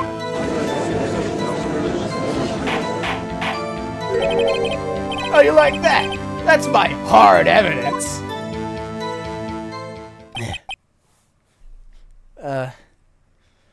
Before we begin cross-examination, I have a question for you, Detective. Your Honor? Why didn't you testify about this final piece of evidence the first time? No, I'm real embarrassed I forgot about it, Your Honor, sir. Try to be more careful. Very well. The defense may begin its cross-examination.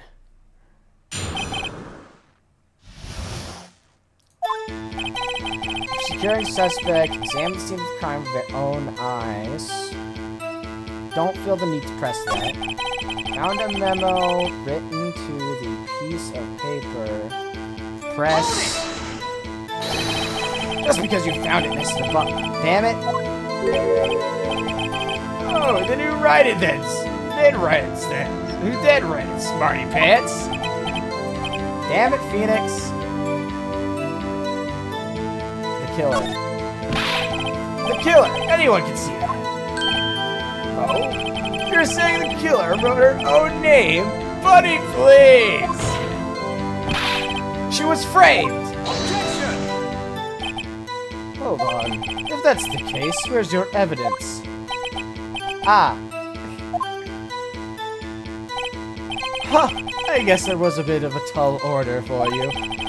Those without evidence shouldn't open their mouths, Mr. Wright. Yeah, pal.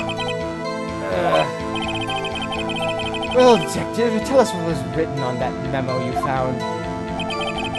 Word Maya, clearly in blood, lab tests, victims. Think. What kind of tests were these again? Huh? What kind? Well, I hear they take the little bits of the blood or goblins, I refuse to testify on this matter, pal. I'm no expert on blood tests. Yes, that was quite clear. You may continue with your testimony. Thanks, pal. I mean, Your Honor, sir.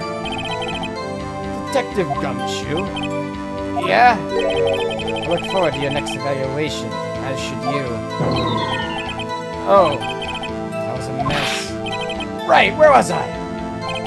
Also, there was blood found on the victim's finger. What do I have? Let me look at my...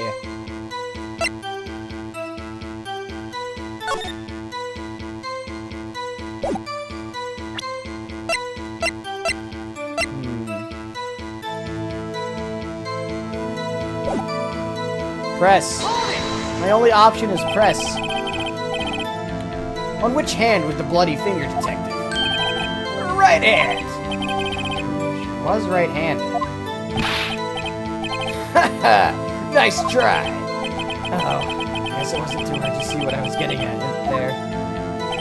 Before she died, the victim... Wait! Hold it! Death was instantaneous. Detective Gumshoe, you get a lot of cases where the victim actually writes the killer's name. Sure, it happens all the time in books and in the movies. This isn't a movie, Detective.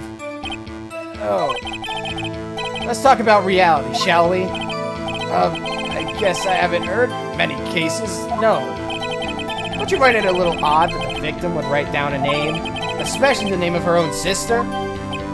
Yeah, actually, got a point, pal. Stop right there. The witness's opinion on the matter is irrelevant. The facts are clear. The victim wrote down the name of the accused. The victim told us the name of her killer. Order! Order! That didn't go so well. That's right. What he said. That's his whole testimony. Okay, there has to be a contradiction in there somewhere. And I just found it as I was pressing. That's why I pressed.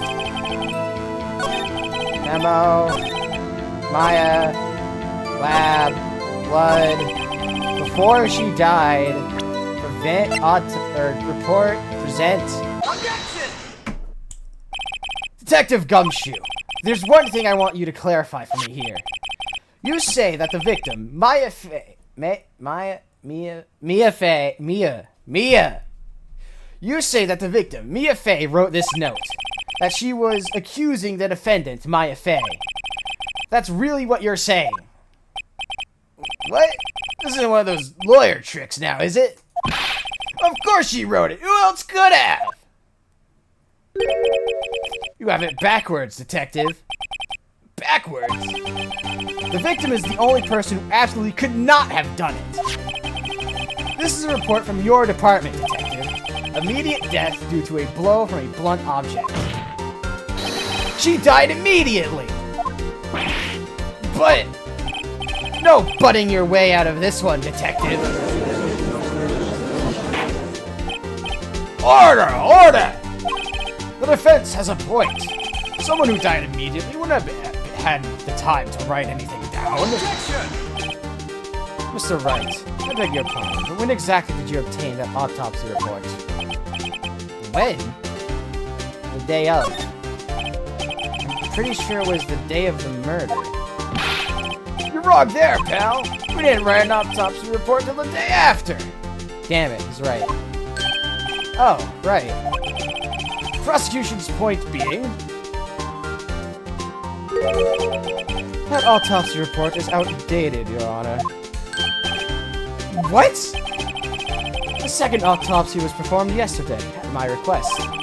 Death was almost immediate due to a blow from a blunt object. But there is a possibility the victim lived for several minutes after the blow. I received these results this morning. No way! Your Honor, it's quite easy to imagine that the victim did have time to write Maya. That is all. I see! Damn you, Edgeworth! Should have known you have something up your sleeve. Why, Mr. Wright, you looked shocked. Something you want to say? I'm a sham! Gumshoe's a sham! You're a sham! I'm a sham! You're a sham, Edgeworth! Mr. Edgeworth, I've heard there's nothing you won't do to get your verdict. What reason could you possibly have had to request a second autopsy report? Mr. Wright, the defense will refrain from personal attacks on the prosecution! No matter, Your Honor. Mr. Wright, say what you will, the evidence in this report is undeniable. Your Honor, I submit this report to the court. Understood. The court accepts the evidence. Autopsy report updated. Well, Your Honor, evidence strongly suggests the victim was identifying the killer. I suppose the obvious conclusion, yes. Damn, this isn't good.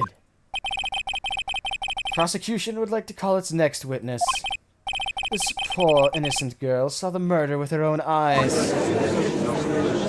Innocent is not a word I would use. May the witness, Miss April May, take the stand. Exactly what part of her is innocent? That's what I'm saying.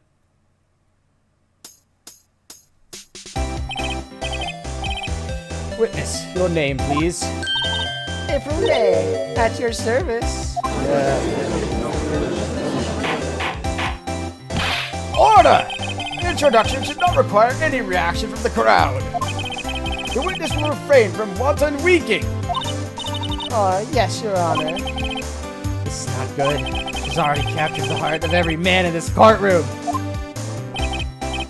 Tell us, where were you the night of September 5th when the murder occurred? Gee, I was, like, in my hotel room. I checked in right after lunch. And this hotel is directly across from the Fay & Co. law offices. That's right, big boy. Please testify to the court about what you saw. Okay, testimony. It was like 9 at night. I looked out the window, you know. And then, I saw a woman with long hair being attacked. The one attacking was that mousy girl sitting in the defense chair. Then the woman, dodged to one side and ran. That girl, she caught up to her, and she hit her. The one with the long hair, she kind of slumped. Yeah, that's all I saw. Every little bitsy-witsy. Stop. Enough. Well, Your Honor. I see. It's remarkably solid testimony. I don't see a need to trouble the witness any. Wait, Your Honor. Yes, Mr. Wright? What about my cross-examination? I thought the witness's testimony just now was quite firm, don't you? Mr. Wright, I understand you are Miss Mia Fey's understudy, were you not? You must know her techniques well. Her cowardly way of finding tiny faults in perfectly good testimonies. Hey! How dare you! Well, Mr. Wright, will you cross-examine the witness? Yes, I'm doing it. I'll gladly proceed with the cross-examination. If only because I have a feeling Edgeworth doesn't want me to. She has to have some weaknesses. Very well, you may begin your cross-examination. Alright. 9 at night. Look out the window. Let me check the autopsy real quick. Damn it, it doesn't have the time on it. Something, please have the time. Damn it. Should I press this? Nah. Then, ooh, someone with long hair being attacked. Attacking her with the mousy girl sitting in the defendant's chair. Press! How do you know she was the defendant? Huh? Well, you know, she had like a girlish physique. Women know these things. Look, I just know, okay? There's only one person at the scene of the crime with a short, girlish physique. But the testimony is bulletproof, Your Honor. He's right. I question the testimony. Hold on a minute. That testimony stinks! What? Miss May, I'm willing to bet that you saw nothing? No, because she saw something. She's just refusing to elaborate. Are you telling the truth? Did you really see the defendant? Oh, no! Oh, I got her! Mr. Wright, what's the meaning of this? Yes, what is the meaning? Somebody tell me, because I'm clueless about this, I mean. Okay. If you had really witnessed my client, Maya Fey, you would have noticed her clothes before you noticed her physique.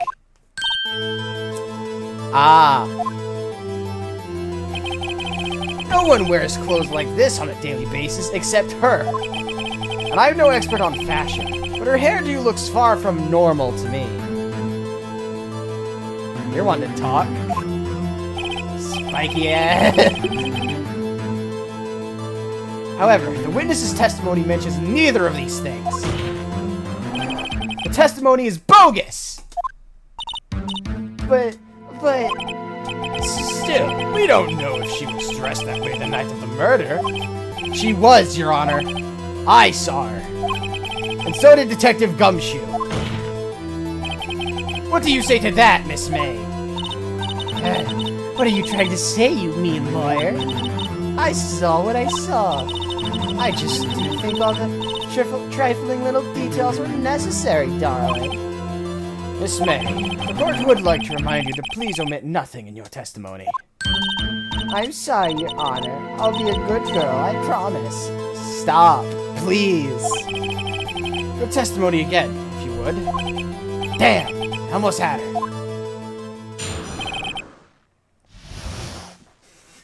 I'm gonna stand up for a second. This chair, I don't know why, but it's only uncomfortable when I'm live. Like, whenever I'm not live and I'm just sitting, like, daily, regularly, it's perfectly fine. Nothing's wrong with it. It's just chair. But whenever I am live, for some reason, the chair is a solid brick. And it heats up like a mother. I did see everything. I did. The victim, the woman, dodged the first attack and ran off to the right.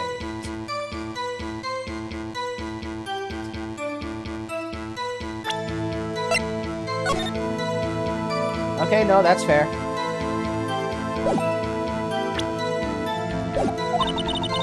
The girl in the hippie clothes ran after her. And she hit her with that weapon. I saw it. I did. That clock. Kind of statuey clock. The thinker, I think. How do you know it's a clock? Well, does the accuracy of my report not startle you, Teehee? How the hell do you know that it is a clock? I see. I only wish you had been so detailed from the beginning. Please begin the cross-examination. Alright. I immediately know what to press. Hit her with that weapon. Clock. Present. Statue. Objection! Miss May, what you said just now was quite revealing. Revealing? Ooh, you'd like that, wouldn't you, naughty Mr. Lawyer? You just said that this statue of the thinker was a clock. but there's no way of knowing that just by looking at it. Another person in much the same position as you recently called this a clock too, and he was found guilty of murder. Order! Order! Miss May, can you explain how you know this was a clock?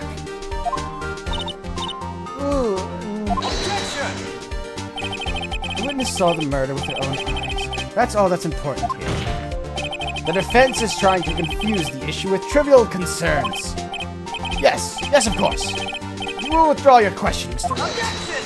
I object to that! But questions are all I have, Your Honor. And as you may recall, I have caught murderers with these questions before. Well, only once. Objection sustained. You may continue to question the witness. That was close. If he stopped me there, the trial would be over. Huh? What? So what happens now? What happens now is you answer my question. How did you know it was a clock? What? That's... because I heard it? Yes, I heard it say the time. So, you've been to the law office of Fay & Co.? No. Hey, I didn't say that. Why would I go there? I heard it from my hotel room. The law office of Fay & Co. where the murder took place. It is very close to that hotel. He's on the 3rd floor! You could easily have heard the clock. Hello, Mr. Wright? Are you satisfied? Hell no! No, Your Honor. I can't give up now. I'm not satisfied because it could not have rung. Your Honor, members of the court, it is inconceivable that the clock in question rang. It's empty. That clock is missing its clockwork. How could you possibly? Just take a look, right now. Oh! See anything interesting, Your Honor? It is as the defense says. This clock is missing its clockwork. It's quite empty. Mr. Wright, would you care to explain to the court the meaning of this? As you can see, the clock was empty. It couldn't have rung. Therefore, this witness is a big, fat liar. Fat? Of course, that's the part she picks up on. She seems the type. Well, Miss May.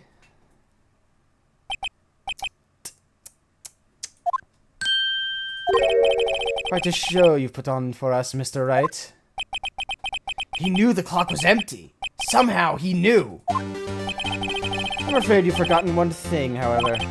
Indeed, the clock is empty, as you say. It can't ring.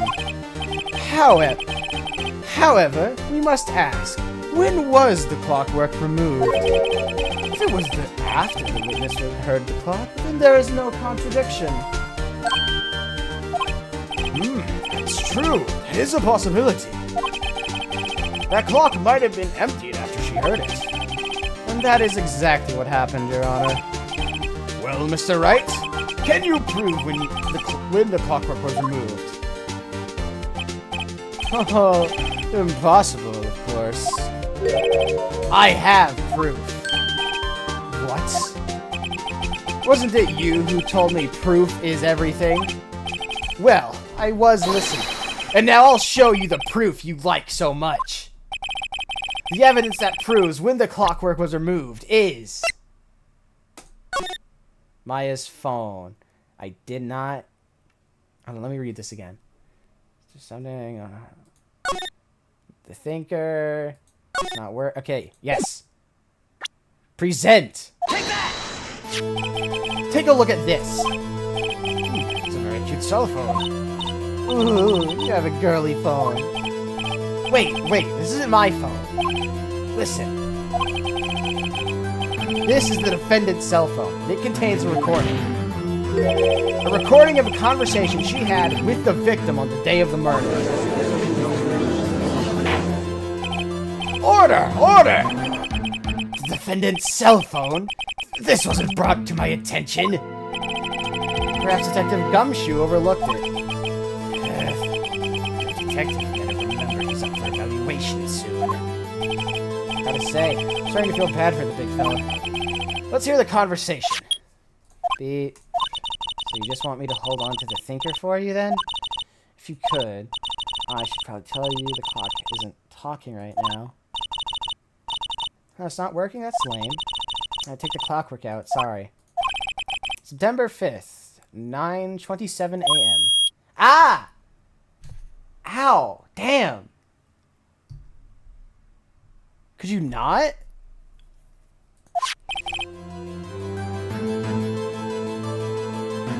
Your Honor, I think this makes it clear the clockwork was already gone by the time this was recorded. Which was well before the witness even arrived at our hotel. Well, Miss May, would you care to explain this to the court? Just how did you know that weapon was a clock? Well, isn't it obvious? I saw that clock before. What store was that again? Oh, I go to so many. Oops, I forgot. So the witness had seen it before. That would make sense. Does the defense have any objections, Mr. Wright? Of course. The witness claimed she had seen it before. But this directly contradicts a piece of evidence already submitted to this court. Well then, let's see it. Please produce this evidence that will prove the witness, the statue, again. Present. It's simple. This clock was never in any store, ever. What? A friend of mine made that clock. Only 2 exist in the world. And the one that isn't here is in police custody. Impossible. Everything is sold in stores. Miss May, I think it's high time you went shopping for a better excuse. Oh? Excuse is not on sale today.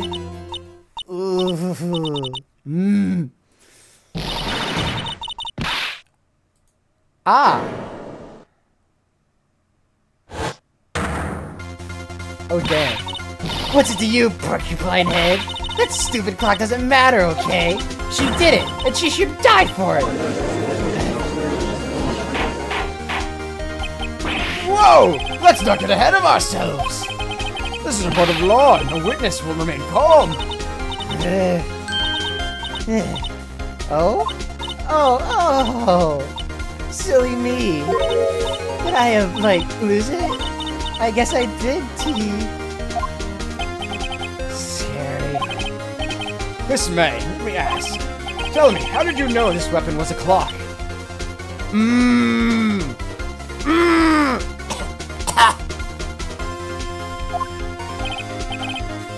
Oh dear. Does the defense have an opinion on this behavior? Okay, this is it. Yes, Your Honor. Allow me to explain how I see the truth of the matter. Miss April May, you knew the weapon was a clock because you had heard about it. The witness had never held the clock in her hand. However, she had heard that it was a clock. She heard? That is correct, Your Honor. There is no other way she could have known the thinker was a clock. And I can show you the proof. Well, this is interesting. Let's see it then. Show me evidence proving that the witness had heard the murder weapon was a clock. The wiretap found in Miss May's hotel room. Have a look at this. I found this in Miss May's room. Mr. Wright, please explain to the court what this is. Miss April May, you were tapping the victim, Miss Mia Faye's phone, were you not? Your Honor, this is irrelevant. Is it? I am not entirely sure that it is. Objection overruled. It troubles me that our witness was in possession of a wiretap. This is outrageous. Does the defense truly claim that the witness was tapping her phone? Absolutely. Even if that was the case, which it's not, you still have to prove one thing. Did the victim ever say that the weapon was a clock on the phone? Can you prove that? I think not. Oh yeah? I think I can. It's simple. What? Here's my proof. The proof that the victim said on the phone that the weapon was a clock. It goes. It's time. It's a clock. Boom. She says it's a clock. She says on the recording it's a clock. I present the defendant's cell phone. Yes, we've seen that. Listen once more to the conversation between the defendant and the victim. Hey, what's up? You haven't called in a while. Well, actually, there's something I want you to hold on to me again. What's it this time? It's a clock. It's made to look like the statue of the thinker, and it tells you the time. Miss April May, you used a wiretap to listen to this conversation. That's how you knew the thinker was a clock. Am I wrong? Objection! Your Honor, this is ridiculous. Your Honor, look at the witness's face. Does she seem amused to you? The defense demands an answer. Witness, answer the question. Did you tap her phone? Miss May! Shut up, all of you. What gives you the right to talk to me like that? You lawyer! Damn. It's no fair, all of you ganging up on me like that. Oh, I'm the bad girl. Is that it? Is that it? And then she starts crying. Of course, she starts crying. That did it. The court's seen the real Miss April May now. Now to deal the final blow. Why the wiretap? Why did you tap her phone? Answer the question. Do I have to? Isn't this a murder trial? Isn't tippity tapping irrelevant? She's saying exactly what Edgeworth wants her to say. Miss May, you were tapping the victim's phone. I hardly call that irrelevant. Well, this court does not condone the defense's tone of voice. He has a point. Well, Miss May, do you have an explanation for this, court? Can you prove you had nothing to do with this murder, even though you tapped her phone? Ha! I'd like to see her pull that off. Mr. Lawyer, I saw that evil grin. You were probably thinking I'd like to see her pull that off, weren't you? Damn, she's good. Well, you're not the first man who's thought that. And of course I can and I will. You can't be serious. No way. Way, I say, way. Oh, and I assure you I'm serious, Mr. Lawyer. Okay, so the killing happened around 9 at night. Why, that was just when I was getting room service from the sweet bellboy. Room service? Iced coffee, I believe it was. Iced coffee, you know, like normal coffee, but cold. If you don't drink it quick, the ice melts, and then you have regular cold coffee. Ice coffee. Think I'm making this up? Ask the bellboy. Ergo, the witness was not at the scene of... was not on the scene at the time of the murder. Damn. Is that where we were going with that? So, where does that leave us? It is my great displeasure to inform you that the witness appears to have been tapping the victim's telephone. However, that is a separate crime with no bearing on the current case whatsoever. Her testimony stands. She saw the defendant, Maya Fey, commit murder. No! We're going to just let her walk away. There's no way I can win this unless I tie Miss May to the murder somehow. Well, does the defense have anything to say?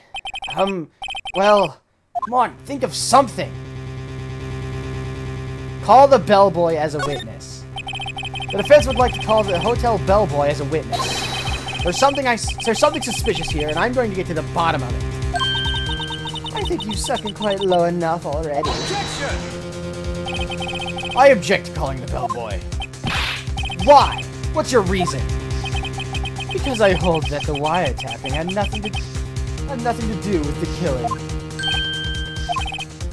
However, if you agree to one condition, I'll consent to calling this witness.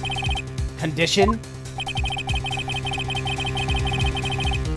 If Miss April May's alibi is not called into question after you examine the bellboy, then you will recognize that Miss April May was not the killer, thus she is innocent. And thereby you must also accept the verdict of guilty for Miss Maya Fey. That is my condition. What? I better find something suspicious in that bellboy's testimony. Otherwise Maya will be declared guilty on the spot. What should I do? Accept. Alright, I've got nothing to lose, except for, well, everything. Understood. I accept your condition. Fool. You fell right into my trap. Oh no. Wait. Very well. I need a break. I need to catch my breath.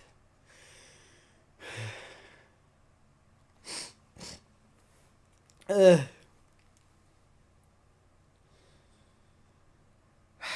mail.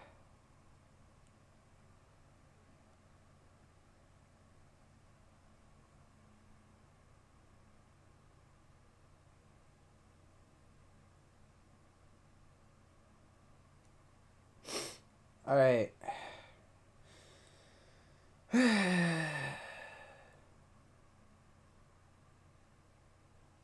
Okay. All right. Very well. The court calls the hotel bellboy to the stand. I believe we're ready for the witness to testify. He certainly does look like a bellboy. Yes, sir. I received your summons as a bit of work, sir. I'm happy to be of service. That it looks rather heavy. So without further ado, the witness may begin his testimony. Very good, sir.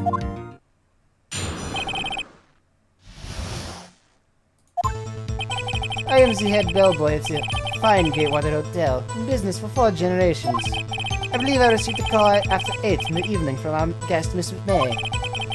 She asked for an iced coffee to be brought to her at 9 on the dot, sir. I brought it to her at precisely the requested time, of course, and I delivered the iced coffee to our guest, Miss May herself.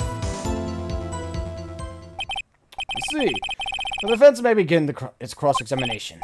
Right, I'm ready. I hope. This is it. If I can't prove Miss May was involved with the murder now, Maya will be finished. Okay. I'm the head bellboy at the fine Gatewater Hotel, in business for 4 generations. Received a call at 8. What? Press! Are you sure it was Miss May on the phone? Absolutely, sir. How can you be so certain? I checked Miss May in personally, sir. Not only did I see her in all her stunning radiance, but I also heard her voice. And then I saw them, and the point being, I remembered her quite well, sir. Yes, what's the... Freaky out, bellboy. She asked for iced coffee. 9 on the dot, you say? Oh, damn it. Yes, I can confirm that detail several times. She was watching a program on the TV and wished to drink after she finished, sir. 9. Time of the murder. Damn it. Okay, I'm actually use the keyboard because I keep clicking press and options moves to where press is.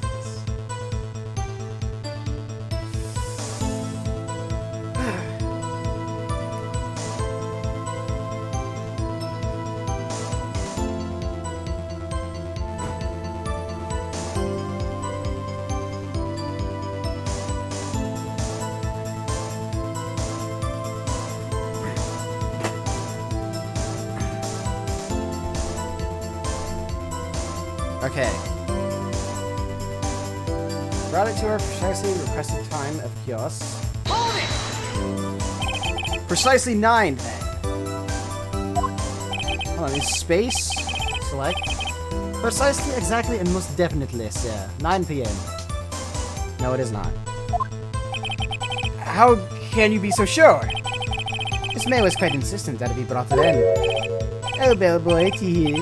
I'd like iced coffee at exactly 9. Something like that, sir. Therefore, I knocked on the door at the crack of 9, sir. How should you be so particular about the time? I delivered the iced coffee to our guest, Miss May herself. Press again. Are you sure it was Miss April May herself? Absolutely, sir. Absolutely? Yes, sir. As in, so very absolutely, sir. It's an endearing mannerism of mine. How come you're so very certain? Well, when I brought the room service, sir, guest, sir, favored me with a embrasser, sir. Embrasser? Is that French for brace? It's French for kiss, sir. But not a French kiss, sir. More of a peck on the cheek. Why would she have done that? I believe perhaps she was momentarily swayed by my prime demeanor, sir. It was a moment I shall never ever forget, sir. Sounds pretty fishy to me. I think our Miss May was up to something and wanted the bellboy to remember her. It's no good. There's nothing there. Is that it? Finally, you understand. This bellboy had absolutely no reason to lie. Now, if you have any decency, you will end this rather tedious cross-examination here. It was a bit tedious. The witness may leave the stand. I can't let this happen, can I? Protest! Wait! Please, wait! Yes? Does the defense have something to add? One last question. Let me ask one last question. I need to move them. Hold on. Let me just... I'm closer to the computer, but that means I'm closer to the mic. Your Honor, I must object. This charade of justice has gone on long enough. How now, Mr. Edgeworth? Alright, Mr. Wright. I'll give you one more question. That's all. Okay. This is really it. This is really it now. This is my last chance. What do I ask him about? Check-in. Tell me about check-in. Tell me about when you checked in, Miss May. Oh, alright. Very well, sir. My first thought was she was a beautiful, beautiful person. She was just my type of girl, so it was a disappointment, really. I see. Excuse me, what exactly was a disappointment? Well, I am not without charm, sir. You and I had a little chance with a lover there. What did he say? What did you say? Rather, quite. Bellboy, tell us the truth now. Did Miss May check in with another person? Objection! I object. That was objectionable. Objection overruled. The witness will answer the question. Yes, I see. Why did you not mention this in your testimony? Well, sir, you didn't ask. Nice try. That's the sort of thing you're normally supposed to mention. Yes, quite. Indeed. It was the good barrister there, Mr. Edgeworth, who... He asked me not to mention it if I wasn't specifically asked, sir. You fool! I've done it. I've won.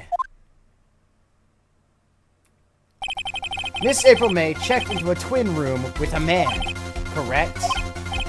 Yes, sir. Then, when you brought the room service, you didn't see that man in the room. That's right, sir. Your Honor, we have just learned of another person involved who may have been the murderer.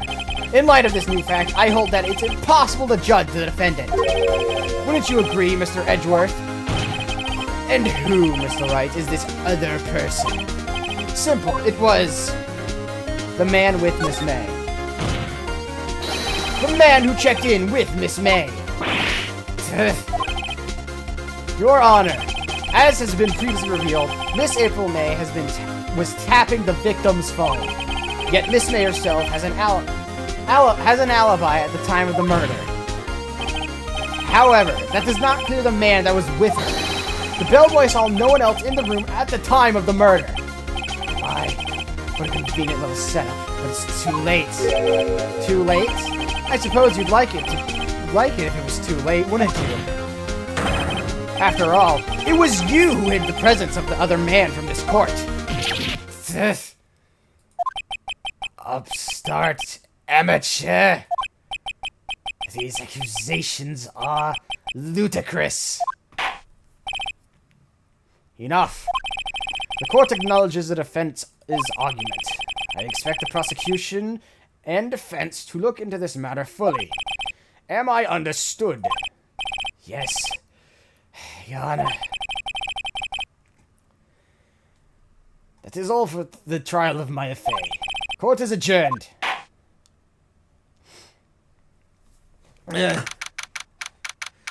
September 7th, 2:24 p.m. District Court, Defense Lobby 1.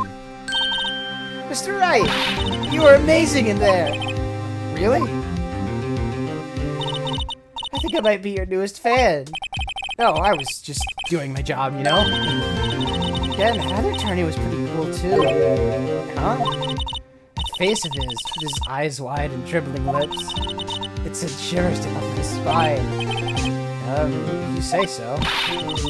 So, what happens with me? Do I get to go home now? Well... No, I don't think so. Not yet. Oh, I see. I got a great lead in today's trial. Lead? That man with Miss May. He is the key. Oh, I get it. What happened to Miss May after that anyway? I heard they arrested her. I guess she's learning her charms won't work everywhere. She's probably at the detention center now. I may have to go down there later. Anyway, this case is far from closed. Yes, sir. I'm going to find out more about this man. Do you think he was the one who... Maybe so. Sis. Don't worry. I'll find him by tomorrow. I promise. I'm counting on you. Alright. I gotta find...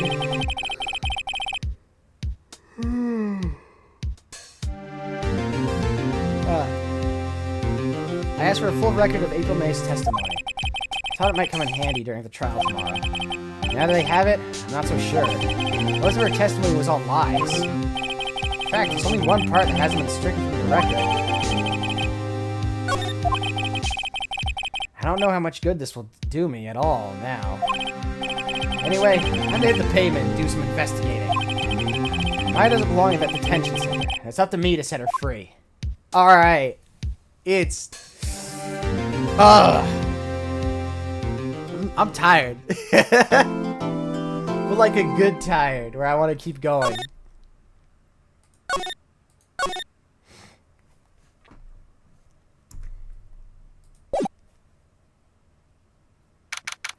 September 7th, 3:11 p.m. Detention Center Visitors Room. Well, hello. I didn't expect anyone to visit me in such a dank place as this. It's really quite moving. Nah, you stinking lawyer. I hope you die. Have you come to laugh? Yes, laugh at the fallen Miss May. No, not really. There's something I wanted to ask.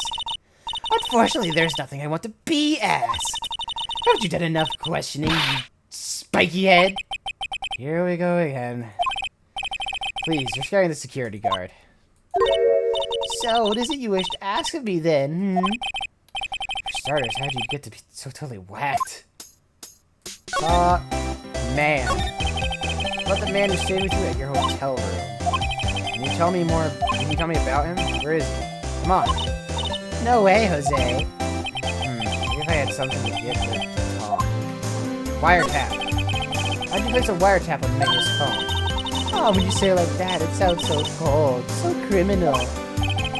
Tapping people's phones is a crime, Miss May. Oh, and I suppose you learned that in lawyer school. Creep. This one is impossible to talk to. Say, why are you so angry? I mean, you don't look like a bad person. Oh, that does it. Bottom-feeding, scum-sucking lawyer. Bottom... I can't tell. Does she have a thing against lawyers or just against me? Do I have something to present that would get her to talk?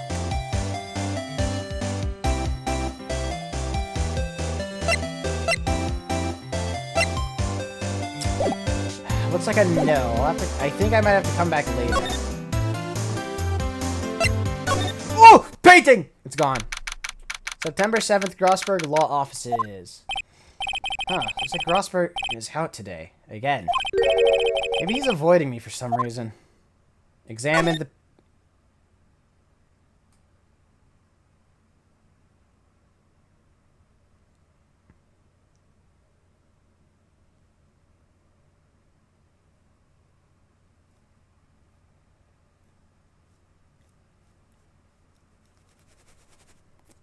So y'all see that, right? Wait a second. Wasn't there a giant painting hanging on that wall? Yeah, it was a painting of a fisherman. Wasn't it a very memorable painting? It wasn't a very memorable painting anyhow. What's this? Old photos? There are two lying here. Something's been written in pencil in the backs. DL6 Incident Exhibit A and Exhibit B. Let's take a look at these. Exhibit A. I'm sure I've seen this person somewhere. Perhaps I'll borrow this photo. I'm sure no one will miss just one little photo. And it might be a valuable clue. I'll take it for now. No, I need B. I need B. Give me B. A photo lies on the desk. Maybe I should switch it with the one I took.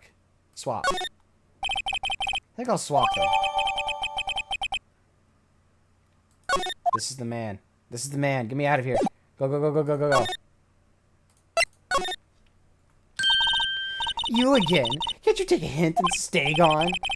Hey, the only reason I'm back here is because you won't talk to me. Oh, so it's my fault now. You don't have to just have spiky hair. You also have a spiky heart. That does it. When this case is done, I'm shaving my head. Please don't. Present the man. Have a look at this. Look, I've said several times. I'm not telling you. Where did you... Aha! A reaction! This is him, isn't it? What? Who? When? Why? It is him! This is the man who stayed in your hotel room the night of the murder. No, that's not right. Nice try, Miss Cooperative. Do you have proof that was him? Yeah, proof. Show me proof. I'm so close. Go back to the hotel. This is the bellboy. September 7th, Gatewater Hotel Room, 303. Ah, Williams here. Quite a performance today, if I dare say so myself. Oh, thanks. Sorry for putting you on the spot like that. No, not at all, sir. Your efforts today can only help the Gatewater's rep, as they say. Huh? Rep? Yes, our reputation will swell as the hotel where the murderer used a wiretap. We can charge for a premium for the room, of course. It will be great for business, sir. Whoa! Miss May hasn't been charged with murder. I too will become famous as the bellboy who brought the murderer iced coffee. I feel like we're both stuck in the same bad dream. So, you are our honored guest. Please let me know if there's anything I can bring you.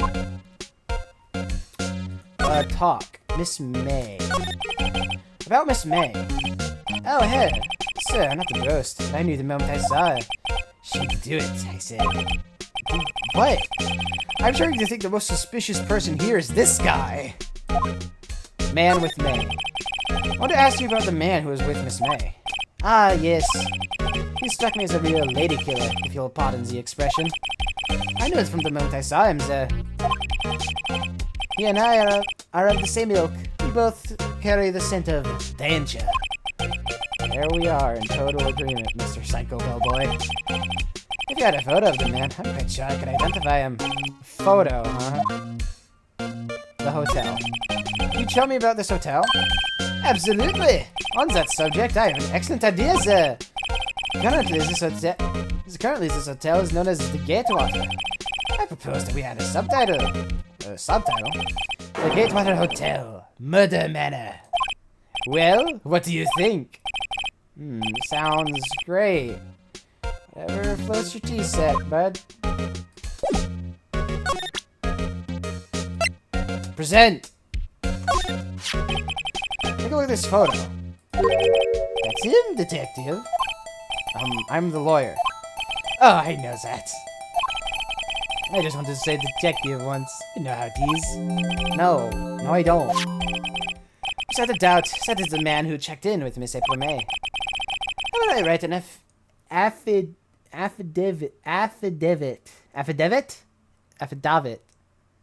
Swearing that it's him. An affidavit. This guy's way too excited about this. Yeah, have him write it. Well, sure, why not? Yes!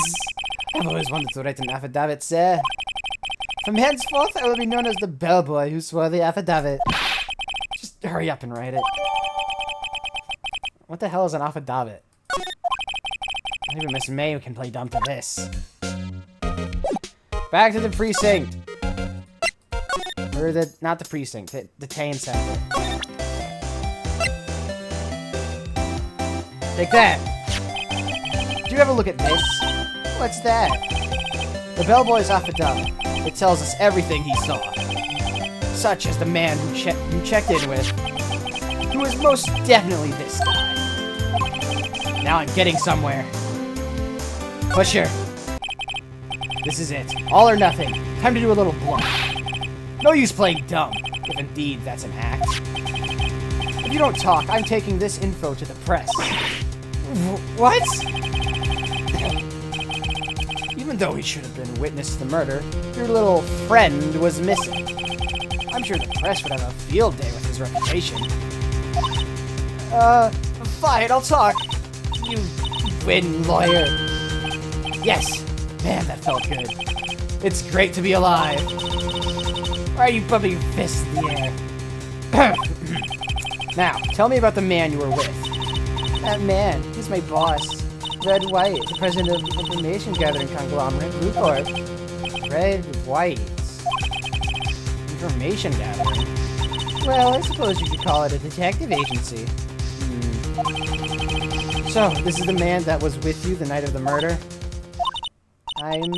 I'm scared to talk. I don't want to end up like her. It's okay. I'll just ask Mr. White himself. Can you tell me where Blue Corp is located?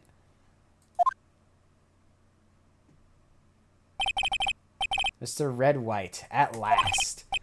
Finally, a lead on this guy. If April May couldn't have done it, that leaves him. Time to take action.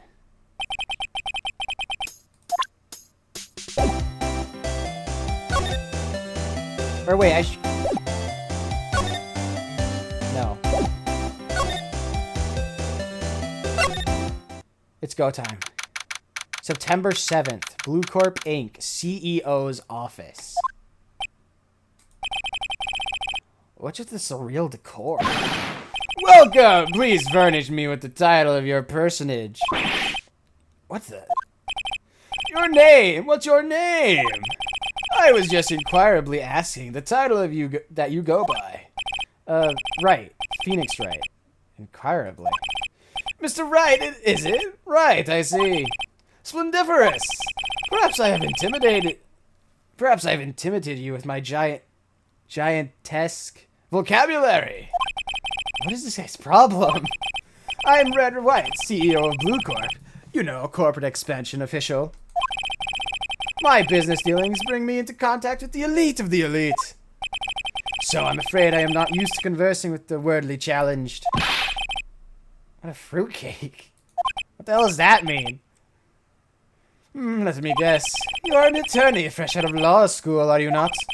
That's the only explanation for why you had to come to meet me like this. What does he mean by that? No matter. So, what business does a mighty lawyer have with a man such as myself? Jeez, this guy's arrogance meter's off the scale. Examine.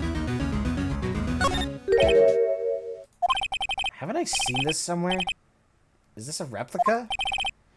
Ridiculosity! I have no interest in anything but originals. That right there is a bona fide original. Worth 5 million for sure.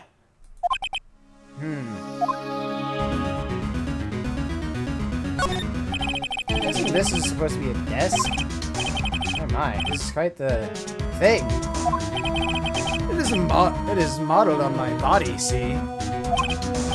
Well, does its sleek, rotund nature not inspire you? Right.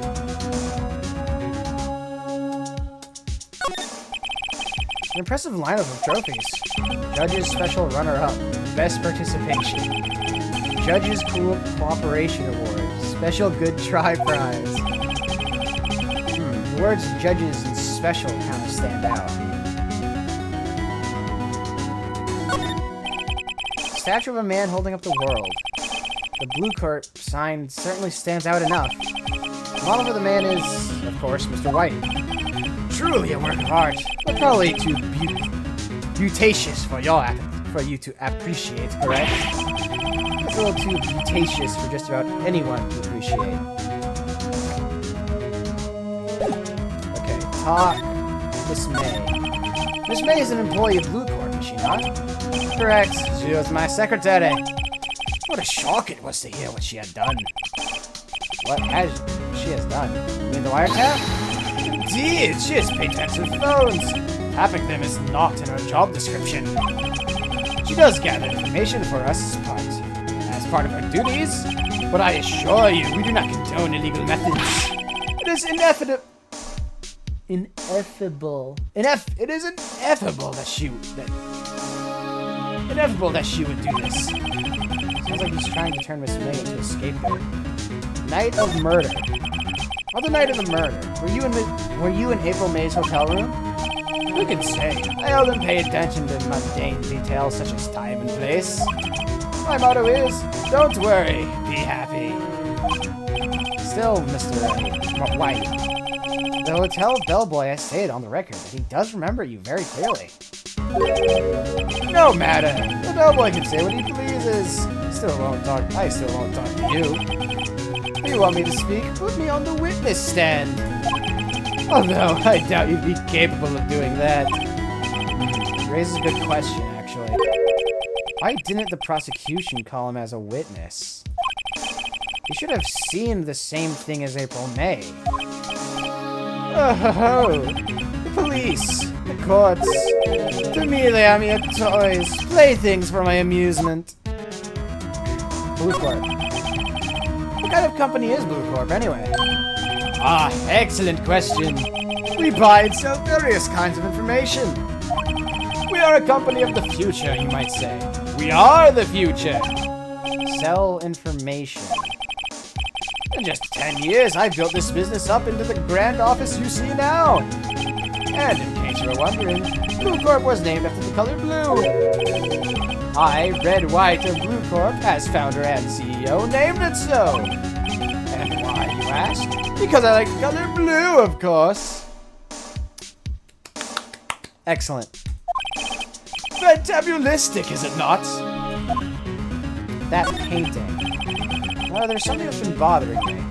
Yes? What might that be? A big painting on the wall over there. I've seen it before. No, I've actually seen that painting before. Oh? Just yesterday, actually. Your point being? My point is simple. Rather, my question is simple. Why is that painting hanging on your wall? Mr. Wrong, was it? Right.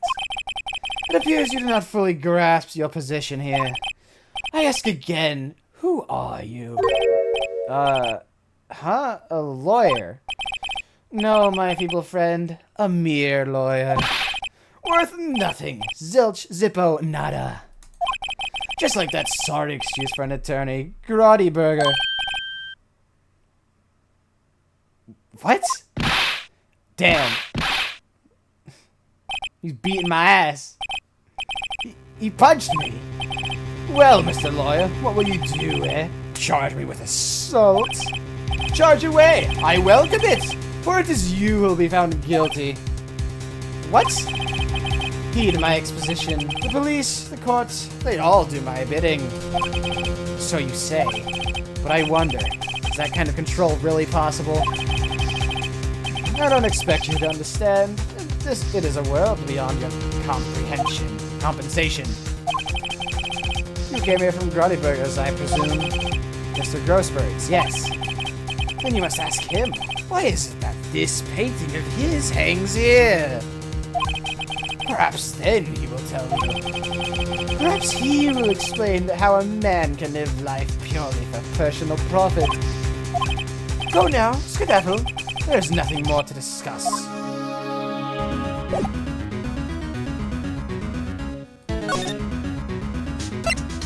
I don't know why, but his voice is killing my throat. Huh? I don't think he's noticed me standing here. Maybe I should clear my throat? Jumping Jehoshaphat's! Oh, you. What's wrong? You look so pensive, like an old man at the end of his days. I'm not senile yet. I was just thinking about this whole mess. Something's really bothering him. That much is clear. Today's trial. So, you came to see the trial? Yes, I did. Something was bothering me all last night, you see. I get a wink of sleep. Really? When was that? Well, you see, it's just... Mia's sister, that poor girl. My boy, I owe you my thanks, truly. I don't know what I would have done if things had gone poorly for the girl.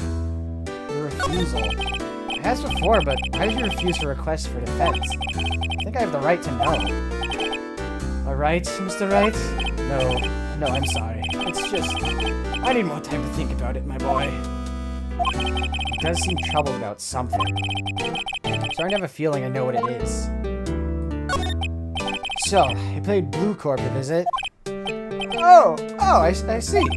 Mr. Grossberg, I have to admit, something has been bothering me. Oh? What is it? Well, out with it, my boy. You see, it's just... that big painting. Mr. Grossberg, sir.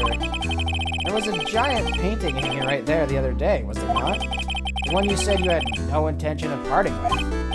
Well, I saw it today. It was in the CEO's office at Blue Corp, Red White's office. So, you noticed. I suppose I should have guessed you would. It is a large painting. Mr. Grossberg, I know you and Mr. White are connected somehow. Connected, you say? Yes, I know what it is. He's blackmailing you. Just as I clicked it, I saw the third one. Mr. White has something on you, doesn't he?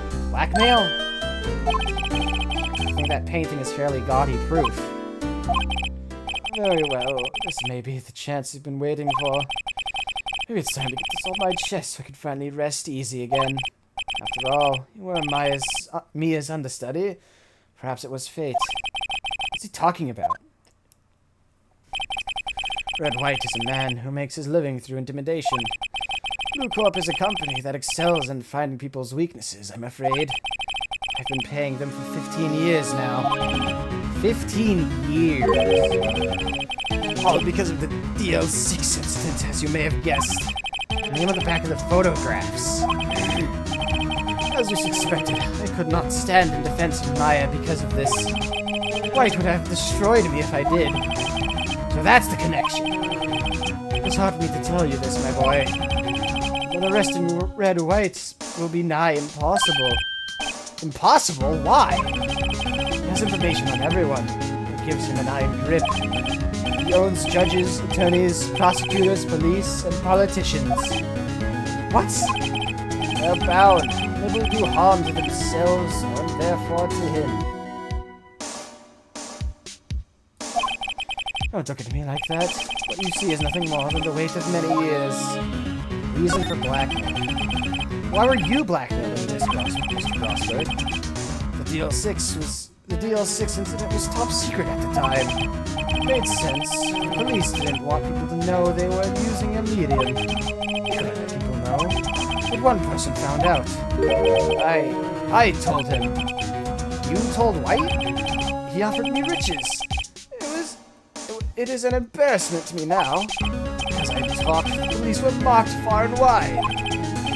In secret, they began looking for the one who sold them out. Of course, White heard about it and he came to me. Only this time, the offer was blackmail. I see. White controls the law of this country as he sees fit. Yet if you would challenge him, have a close look at Mia's office. Mia's office? She followed his every move for years. She may have recorded something of what she found. What is the DL6? What is the DL6 incident? DL6 is nothing more than a sorting go the police gave the case. It was 15 years ago now. I received a request from a medium, a spirit medium. Her name was Misty Fey. Faye! Indeed, she was Mia's mother. She had been investigating a murder at the request of the police, and she failed. As a result, the police called her a fraud. This is what Maya was talking about the other day. I did all I could for her, and in the end, cleared her of wrongdoing. That murder case, however, remains unsolved to this day. That case is the DL6 incident. Ah. Those photos aren't there. Present him with this. Sorry, sir, I borrowed this. Ah, so it was you, my boy. Who is this man? It's a long story. I'll be needing that back now. He doesn't want to talk about it for some reason. I'd better give him back this photo. Photograph returned. Okay. Faye & Co.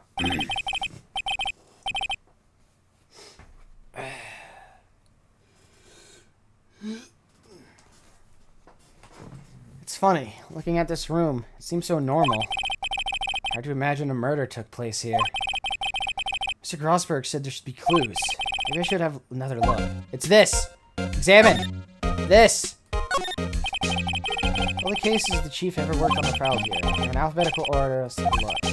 What file should I look at? Let's see if there's A recorded in this file. Catches my eye. Oh, you son. A, B, F, Misty Fey. That's Mia and Maya's mother. Should I take a look? Read it! I have tarnished the Fey name, leaving only these words, my mother vanished. I was determined to find the ones who had made my mother blame herself in this way. Using the power that runs in my family, I held an audience with the dead. Finally, the names of two men surfaced. One, Marvin Grosberg, a lawyer who sold my mother's information for riches. The other was a man who sold that information to the press. This parasite who makes his fortune on threats and coercion. His name is... Huh? The record stops there. So Mia knew Grosberg.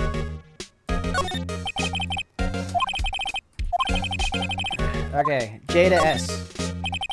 Let's see, J through S. Nothing much in here.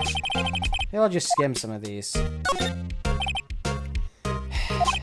Well, no harm in flipping through a bit, I guess. The biggest part here is the end of S. Suicide.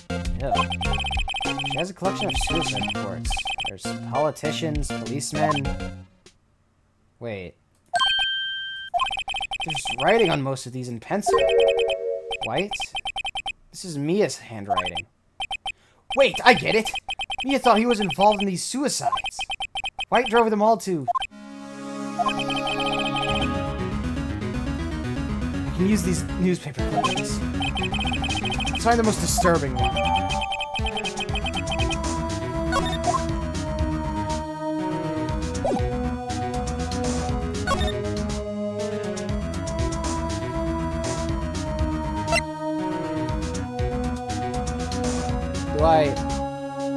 I go here now. Well, aren't you persistent? Sorry, but there's something I have... Oh, that's me. Sorry, there's something I have to ask you. Mr. Lawyer, I really hate having to repeat myself. Did I hit the autoclick? No. But it seems the message has not yet permanent... What the hell am I saying? but it seems the message has not yet penetrated your thick skull. Stop bothering me. If you try my patience further, I fear a nasty accident may occur. Do I make myself clear? Transparent.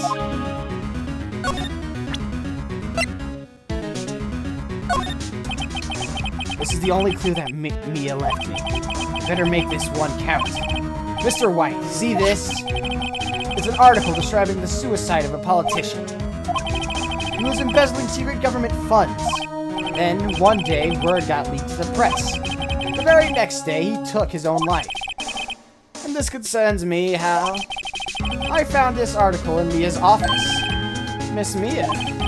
She had a file filled with articles like this. Every one of them was labeled with a single word. White. Mr. White, I know what you did to this politician. You blackmailed him. You were blackmailing him. Blackmail? Not just him either. You were threatening and coercing hundreds of others. You were involved in all of the suicide cases that Mia investigated. This company is built on blackmail. I'm right, aren't I? What a bizarre accusation, Mr. Wrong. What it is that you should be doing now? Investigating me? No, I think not. You should be searching for the one who killed Miss Mia. His office, hello? Mr. Wrong will be leaving now. Yes, sir. I'll send someone right away. Wait a second, Mr. White. You're wrong. You're wrong, Mr. White. Excuse me. What I should be doing now is going after you. Just what are you insinuating? Mia was on to you. She was keeping tabs. For this reason, you had April May tapping her phone. Then, Mia was murdered, and all the documents about you mysteriously disappeared. So, the culprit would be... Even a child could work it out, Mr. White. You didn't. Secretary's office. You won't be needing an escort from Mr. Wrong. Instead, please connect me to the public prosecutor's office. Of course, sir. One moment, please. White, what are you doing calling me at a time like this? Hello, Chief Prosecutor. I've changed my mind. I want to testify tomorrow. What's this about? The Mia Fey case. I witnessed the murder, you see. And thus, as a very important witness, I would like to testify. What? Why now? I thought you said you didn't want to go to court. Quietude! I told you I changed my mind, didn't I? Oh, and one other thing. Send the police over here right away. The man is standing right in front of me. He looks dazed, but could be violent. What man? Are you even listening? The executioner! The hatchet man! The liquidator! The killer, man! What? Mr. White! This is another one of those. Chief Prosecutor, I do not believe you are in a position to freely offer your opinions to me, correct? I'm telling you to send the police now! Did I not tell you, Mr. Wrong? You are me a lawyer. It was as was Miss Mia. How dare you! I'll point the finger at you. You'll be tried as Miss Mia's killer. The case is as good as settled. No lawyer of any worth will defend you. I have friends in the local lawyers association, you see. We'll be given a lawyer so stupendously inept that they make even you look competent. I feel faint. Detective Gumshoe report again, sir! Ah, Butts. Harry Butts. Right, actually. Phoenix, right. My friend's name is Larry. Ah, right. Sorry, pal. Butts was that murderer, right? Detective Gumshoe. I present to you the man who killed Miss Mia Fey. What? Take this despicable human being into custody. Farewell, Mr. Wrong.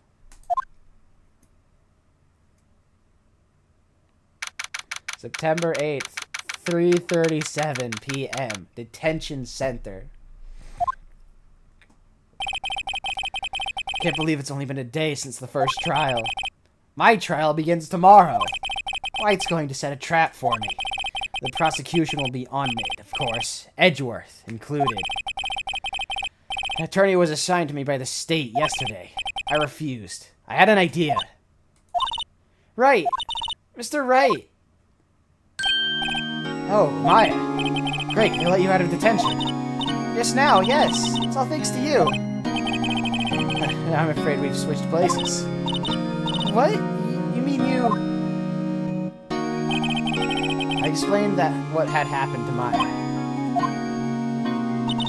I don't believe it. How many people does that man need to destroy before he's satisfied? My mother, my sister, and now you. This has gone too far. Mr. Wright, please tell me, is there anything I can do? Well... Cheer me on in court. Well, you can cheer for me in court. Cheer for you? You mean like a cheerleader? Yeah, like that. Alright, leave it to me. Huh? I'd better go get a uniform and some pom-poms. Wait. What? I'm kidding. It was a joke. No way. Oh, really? I was kidding. But thanks. It's good to know you're on my side. There really isn't anything you can do for me anyway. But I can't just sit here and do nothing. I've got to give that man a piece of my mind. Just a piece? Okay. Then come to the trial tomorrow. Okay, I'll be there. I'll show them a thing or two.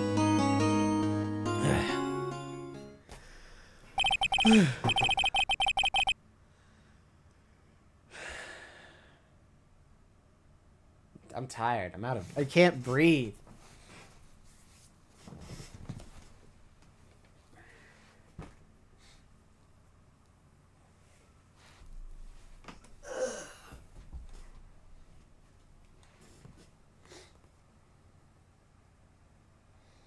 Give me 1 second. I'll be right back.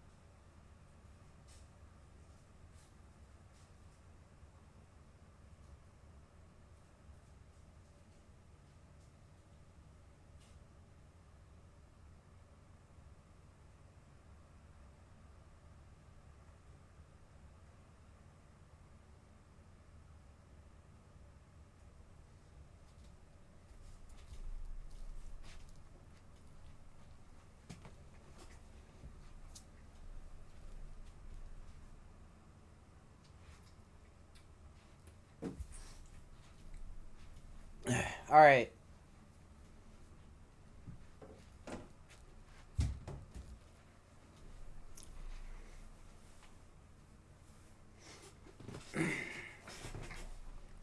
Times may change. You know what's crime? It's the same old story. In fact, it's gotten worse. Lengthy court proceedings are no longer realistic. Beginning a few years ago, a limit of 3 days was put on initial court trials. Almost all finish in a day, most with a guilty verdict. I never thought I would end up in the defendant's chair myself for this case. With the true culp appearing as the star witness. This is it. Tomorrow it's me or him.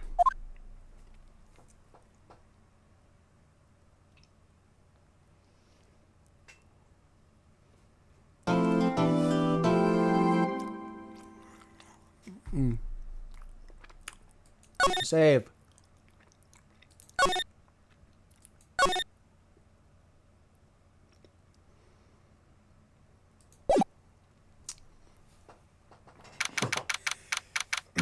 September 9th. 9:52 a.m. District Court Defendant Lobby 1.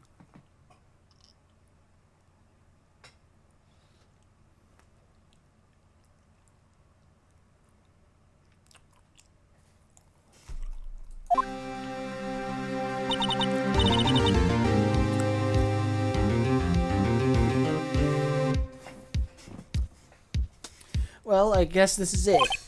Yeah. One way or another, this case gets decided today. Ah, Phoenix, look!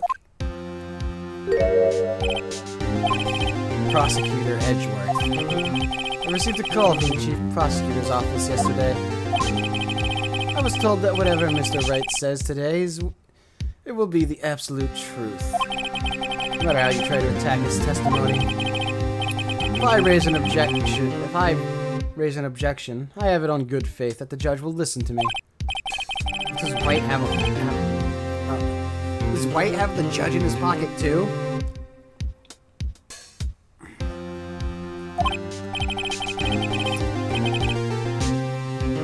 So, you're saying I'm going to be guilty? End of story? I will do anything to get my verdict, Mr. Wright.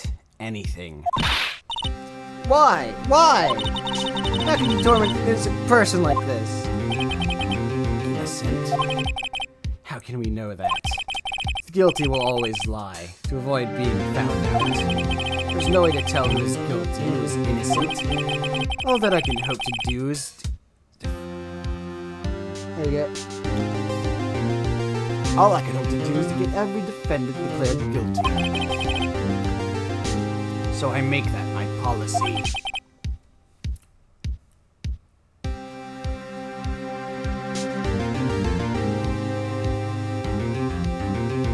Bummer.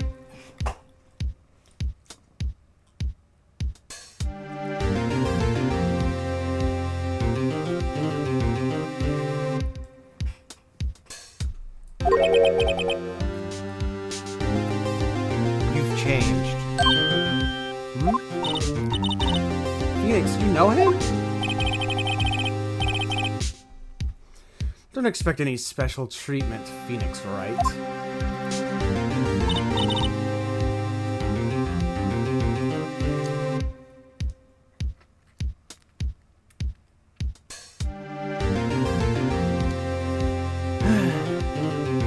Give me just a second.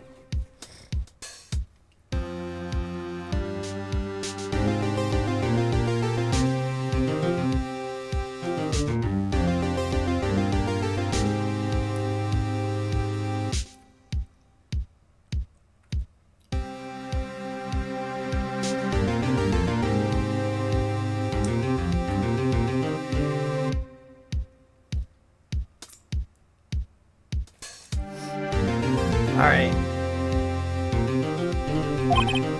Well, court will be starting soon.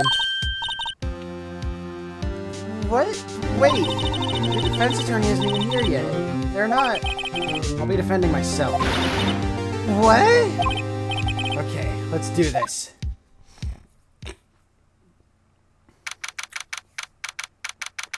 September 9th, 10 a.m. Courtroom 1.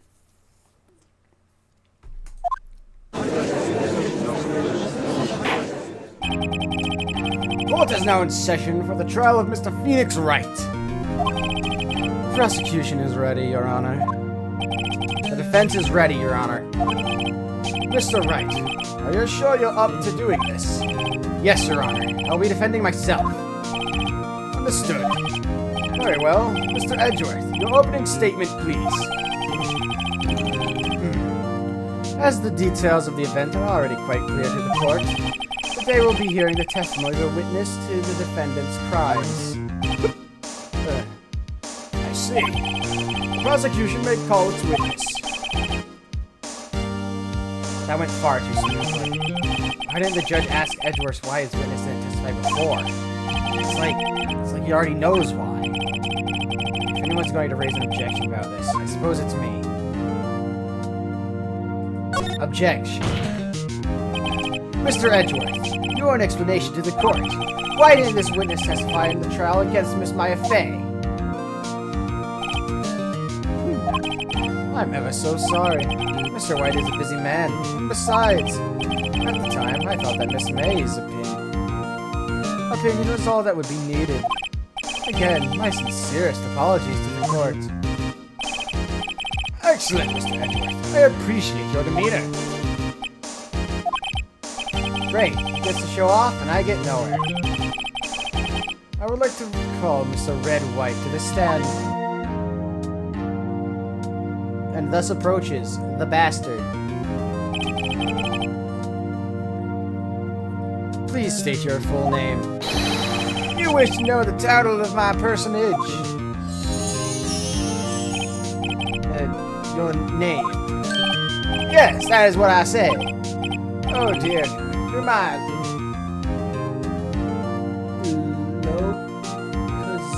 My localization's confused. Name! These two are great together. My name is Red White. My friends call me Blanco Nino. Oh, cause... Wait, no, cause... Blanco and Nino. I know Blanco is white. Give me a second.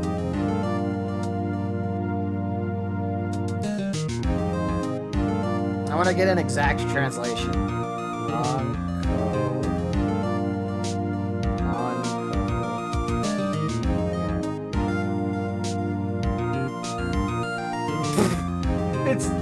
It's chips. It's tortilla chips.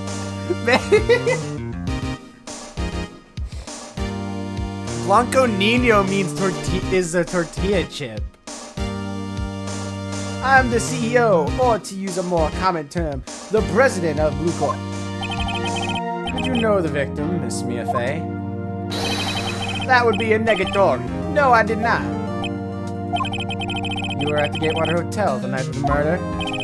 Correct. And you witnessed the murder from there. Well, I tell you what you already know. Very well, Mr. White. You may begin your testimony. I can't rip the testimony apart. I'm done for. You know, I always feel like it's the end of the world and I'm the last man standing. Oh, I hope you have made your peace with God, Mr. Lawyer. Let him have it, Phoenix. Alright. Testimony. Let's see. It was about 9, I believe. It was quite pursued. I was quietly perusify. That's reading to you. Some papers by the window. Then I heard a bedlam coming from outside. Surprised, I turned to look at the building across the way. It was then I saw him, a spiky-haired man attacking a woman with long hair. Needless to say, that man was none other than you, Mr. Lawyer. I called Miss May over at once. She too was flabbergasted, of course. The victim, she ran away, but you gave chase. Finally, there was a terrible impaction. Then it was all over. If things occurred as you testified, then I'm afraid the defendant is guilty. Very well, Mr. Wright, your cross-examination. Yes, Your Honor. Alright, I gotta find something. Find something. About 9. Violent crucifying, reading some papers. Hey, the window. You need the one directly across from Fay & Co. law offices. Correct! That is the only window you see. And there you were, reading. Papers? Correct! The Gatewater is a businessman's hotel. I'm a busy man who had business to do. And I heard a bedlam coming from outside. Press! Bedlam? Must have been when you attacked, I assume. Let me see. Continue. Surprised! I turned to look at the building across the way. It was then I saw him, a spiky-haired man attacking a woman with long hair. Needless to say, that man was none other than you, Mr. Lawyer. Wait, no, I'm supposed to be pressing. Damn it. It was then I saw him, spiky-haired man. Spiky-haired? That's all I had to say. Needless to say, that man was none other than you, Mr. Lawyer. Press! Press! What you said directly conflicts with Miss May's testimony. Miss May clearly stated that the assailant looked like a girl. I've always been proud of my eyesight, Mr. Lawyer. Just what is your eyesight? Counting both eyes, 40. 40? Don't add them together. I think the witness is trying to say his eyesight is good. Who has the judge on anyway? And what did you do then? I called Miss May over at once. She too was surprised, of course. What was Miss May doing at that time? She had just finished watching a soap opera on the TV and was weeping openly. Did you know she had been tapping the Fae office phone? Irrelevant. That has nothing to do with the case at hand. I care not. I will answer the lawyer's bold inquiry. Miss May was acting alone when she tapped the phone of this Fae woman. Make a good politician, Mr. White. Oh, I know. After all, I am El Presidente. Please continue.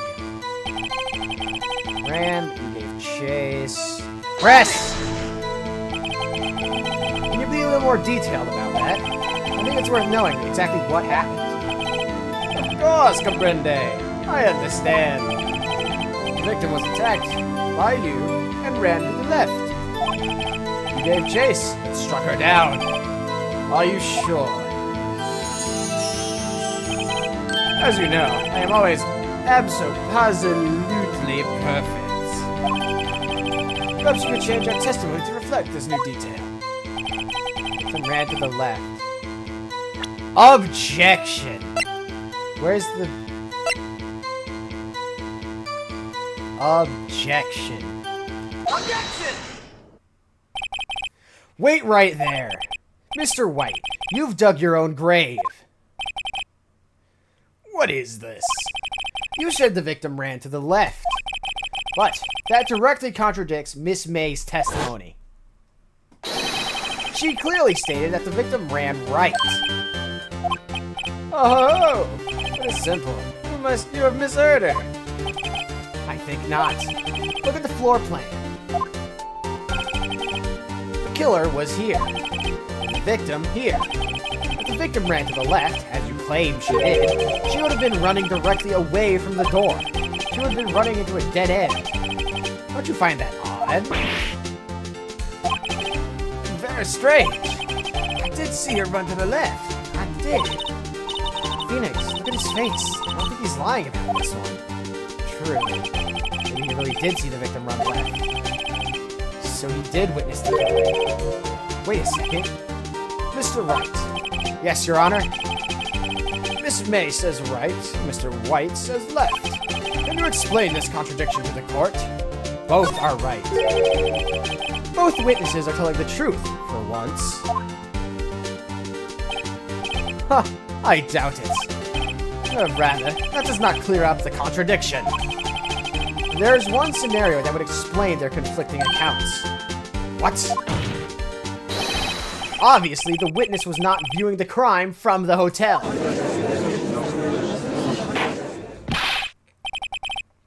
Mr. Wright, what do you mean? Yes, what do you mean he was not viewing the crime from the hotel? If he was not in the hotel, where could he have been?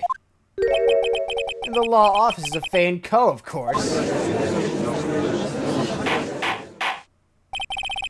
More specifically, he was standing here. Time to show the court where Mr. White was standing. Take that! This is where he was. Look, when the victim ran for the door, if he was watching from this point, to him it would appear as if she ran to the left. Please! This is no time for jokes and ill taste. This is where the killer was standing. Order! I will have order! Anyone disturbing the order of this courtroom will be held in contempt. Mr. Wright, what are you suggesting? Rapscallion? The postulations of the defense are a distortion of the truth, Your Honor. Indeed, they do seem a bit far-fetched. Oh, you provide us with so much entertainment, Mr. Lawyer. What now? He's laughing? The hilarity of the moment made me remember something. It appears I have been unclear, and for this, I apologize. Mr. Your Honor, might I be allowed to testify once more? Very well. Let's hear your revised testimony. Good luck. You can't fix a broken testimony, buddy.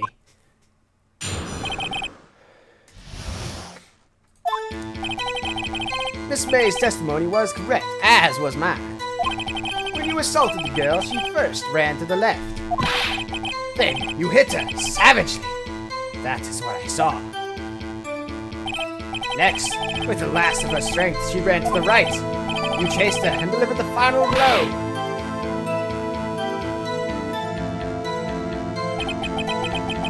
That is what Miss May saw. You see, you hit her twice. Don't you remember, Mr. Lawyer? Objection. That does seem to make sense.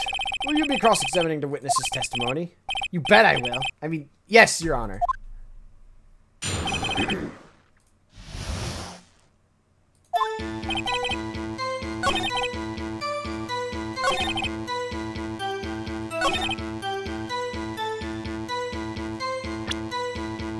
Autopsy! Objection! Objection. Mr. White, the victim died from a single blow. What do you have to say to that? Now's my chance to hit him where it counts. Mr. White, wasn't it you who told this court you were abso-positively perfect? I will refrain from using this phrase from now on. Your Honor, you could ask the witness for a new testimony. Objection! The witness is obviously confused, Your Honor. I would like to request a 10-minute break. Yes, quite. Objection! The witness is confused because he's lying. I emphatically request that there be no break, Your Honor.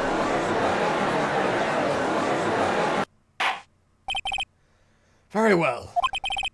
If the witness would care to revise his testimony. The crowd's on my side. No slipping out of this now, White. Mr. White. Okay.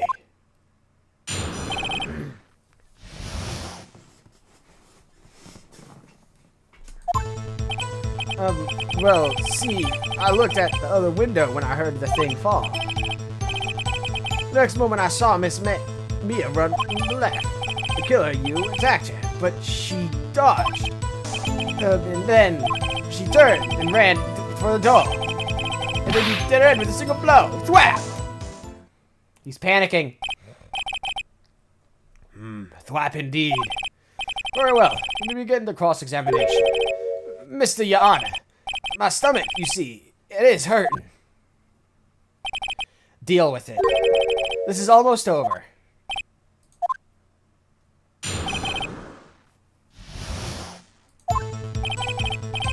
Looked at the other window and I heard that thing fall. You heard that thing fall? What exactly was that thing? That. The glass light stand. Right, the one that had fallen over at the scene.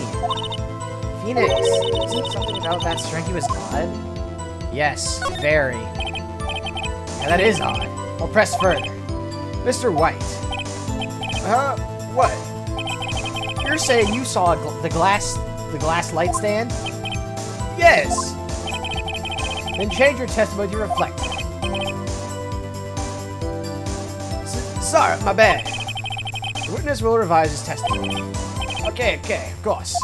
The light stand was lying on the floor when I looked.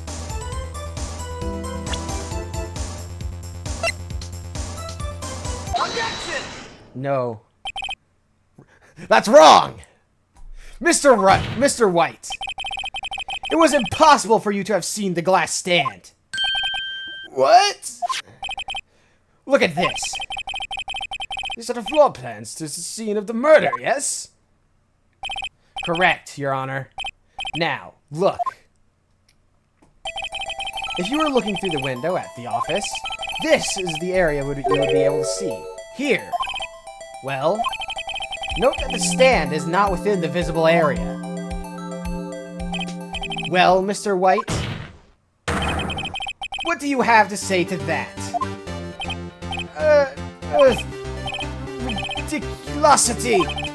Mr. White, if you were in the Gatewater Hotel, as you claim, you could not have seen the stand before it fell over. In fact, you wouldn't have been able to see it after it had fallen either. There's no way you could recognize the broken shards as the glass light stand. So, when did you see the stand, Mr. White? It must have been the moment that it fell. And the only place you could have seen that from is inside the Fey Law offices. In other words, you were at the scene of the crime when the murder took place.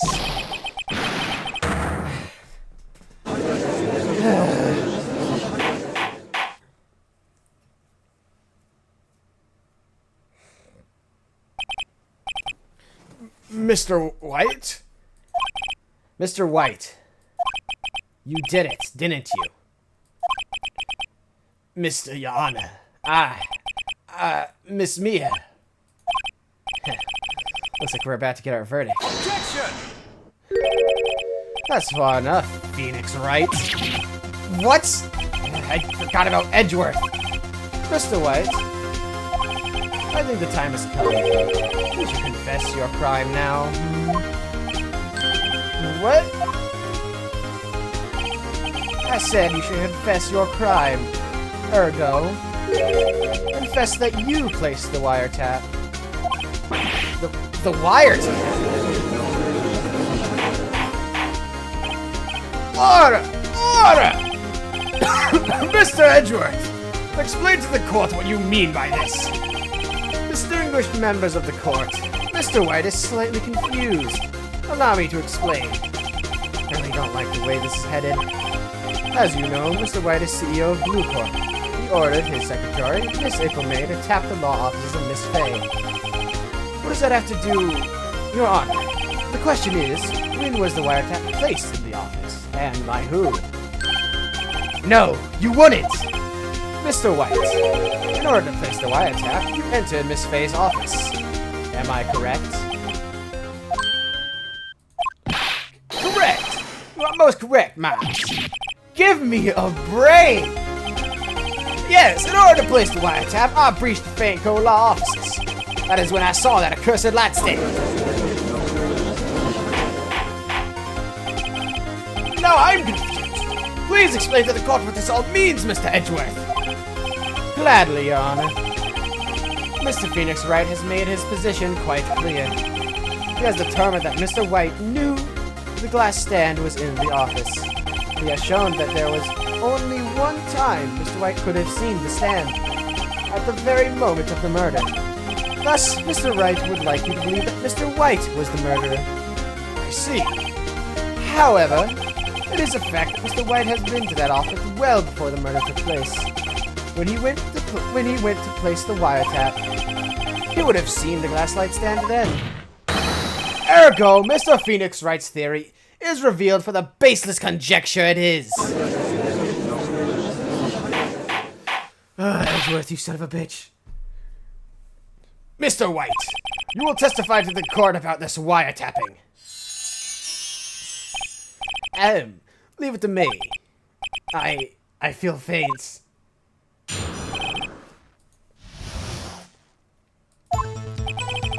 It was the beginning of September, the week before the murder. I had entered the Fay & Co. law offices. Of course, I had done so and placed the wiretap. That is when I saw this glass light stand. So, you saw the stand before the night of the incident. And this is how you were able to identify that what had fallen over by the sound? Correct, that is right. I see. Very well, Mr. Wright. You may cross-examine.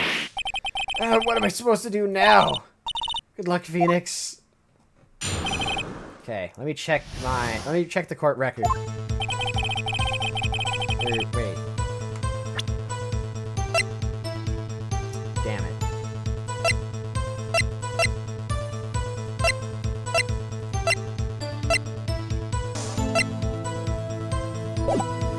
It is the beginning of September. The week before this murder entered...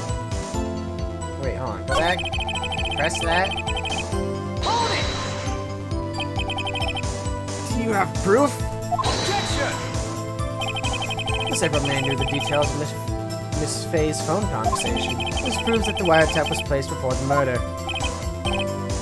Right. Panicking.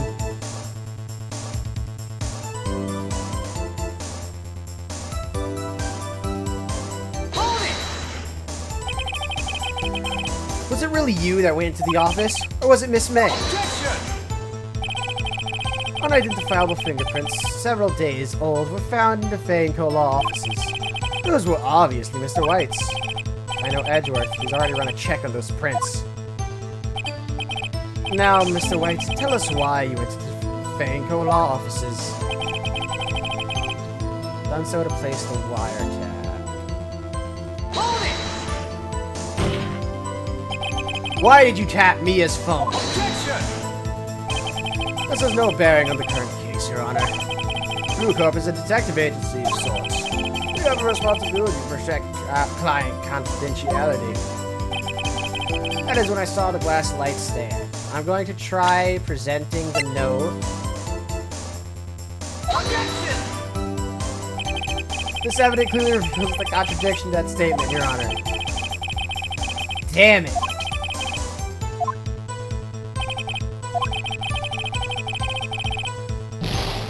Failure. Hold it! I know the receipt is... she bought it the day of the murder. Or like the day before or something. It said so on the receipt. Why did you notice something as innocuous as a light stand? The light stand was made entirely out of glass. It was quite stylish, so I guess it made a lasting impression on her. Such a beauticious thing deserves attention, does it not? That is all. Damn it! There's nothing there for me to press him on. Oh well, he's rattled enough that I can bluff something out of him.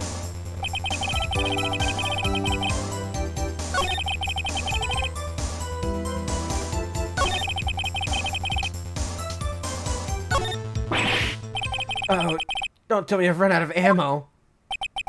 I already pressed everything. I'm afraid that's as far as you go, Mr. Wright. The time has come for you to admit your defeat. You fought honorably. No more. I can't take this anymore. Mr. Wright, are you giving up? Yes, Your Honor. Phoenix! Phoenix, over here! I know that voice. Mia? Never give up, Phoenix. Mia? Oh, I passed out. That's unfortunate. Where am I? The waiting lobby? What happened? Oh, right. I lost the trial. I was hallucinating. Ah, you're finally awake. Ah! I passed out. I passed out again! Hey, Phoenix! Guy? That's no way to greet an old friend. Phoenix, I want you to look at me.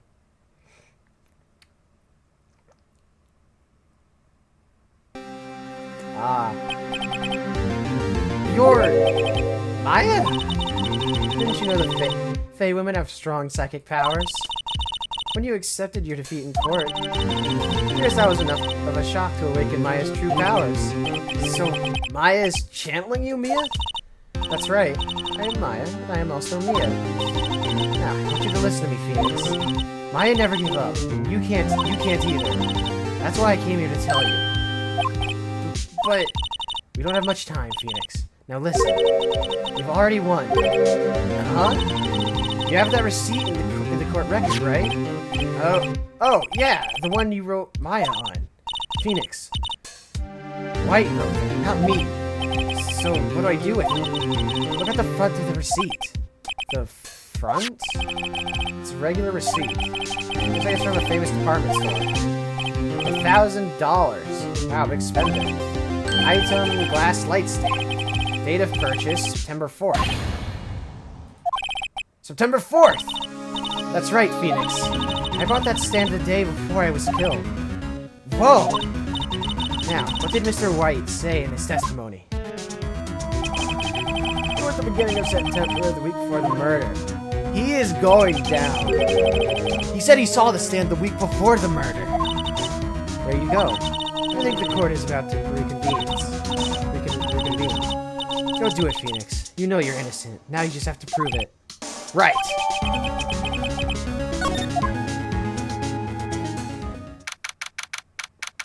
September 9th, 1:16 p.m.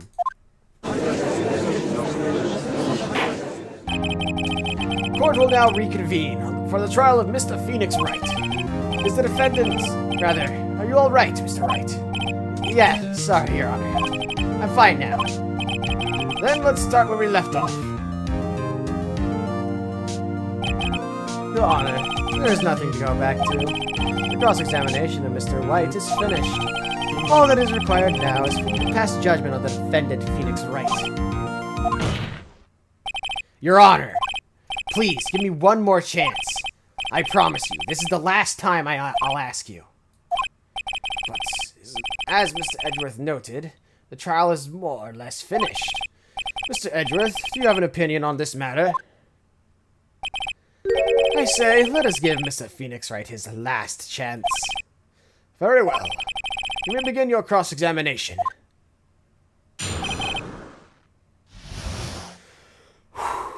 Alright. It was the beginning of September, the week before the murder. I had entered the Fay & Co. law offices. I had done so to place the wiretap.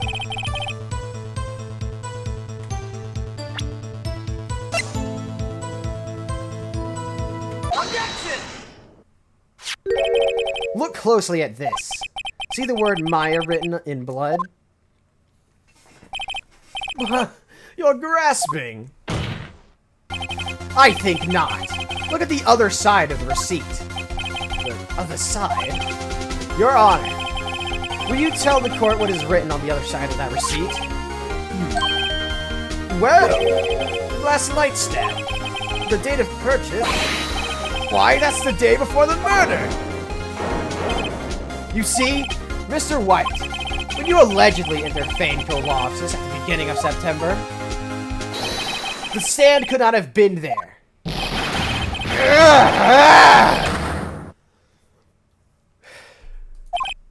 Well, Mr. White, can't get out of this one, can you? No, it's impossible. Uh-oh, he's losing it. Well, Your Honor, I understand there must be quite a bit of pressure on you. But I think you'll agree you can't judge me guilty under these circumstances. Very well. Then, that is all for the trial of... Objection! Damn it, Edgeworth. Not so fast, Phoenix Wright. Eh? What? No way he could worm his way out of this one. Wait, I forgot. It's Edgeworth. There is a certain thread of logic to the defendant's claims.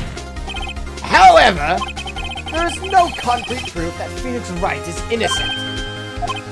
Ergo, I would like to request one more day before Phoenix Wright is granted his freedom. I need time to make one more inquiry into this matter. Another inquiry? Is it going to be another one of those updated autopsy reports? This guy just makes up evidence as he pleases. This is bad. Object. Mr. White's guilt is obvious. There is no need to prolong this trial any further. Well, Mr. Edgeworth, if anyone is going to call Mr. White to trial, it would be me, the prosecution.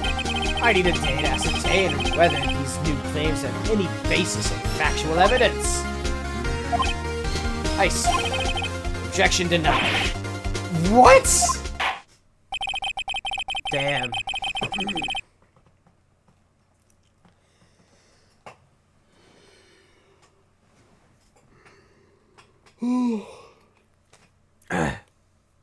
Alright. The completion of the trial of Mr. Phoenix Wright will be postponed until tomorrow. No! There's no telling what will happen if I can't end this now. Edward is sure to come up with or just make up something. And after Mia showed up to help me and all. Mr. Yana. May I go home? Of course. Thank you for your time. The witness will stay. Mia? Phoenix, read this note out loud. Mia, what's this? Memo received from Mia. Your Honor, if I may? You're quite persistent today, Mr. Wright. Bet I am. My life is riding on this one. I have something I would like to read to the court. Take that! The memo Mia had given me was a list of names. Many of them sounded strangely familiar. People in finance, famous celebrities. That's when it happened. Stop! Desist! Halt! Please, stop! Make him stop! How did you get that list? Mr. White, admit your guilt right here, right now. Or else this list will be released to the press. Damn. I confess. I did it. I hit her. I hit Miss Mia Fey with the thinker. Case closed, Your Honor.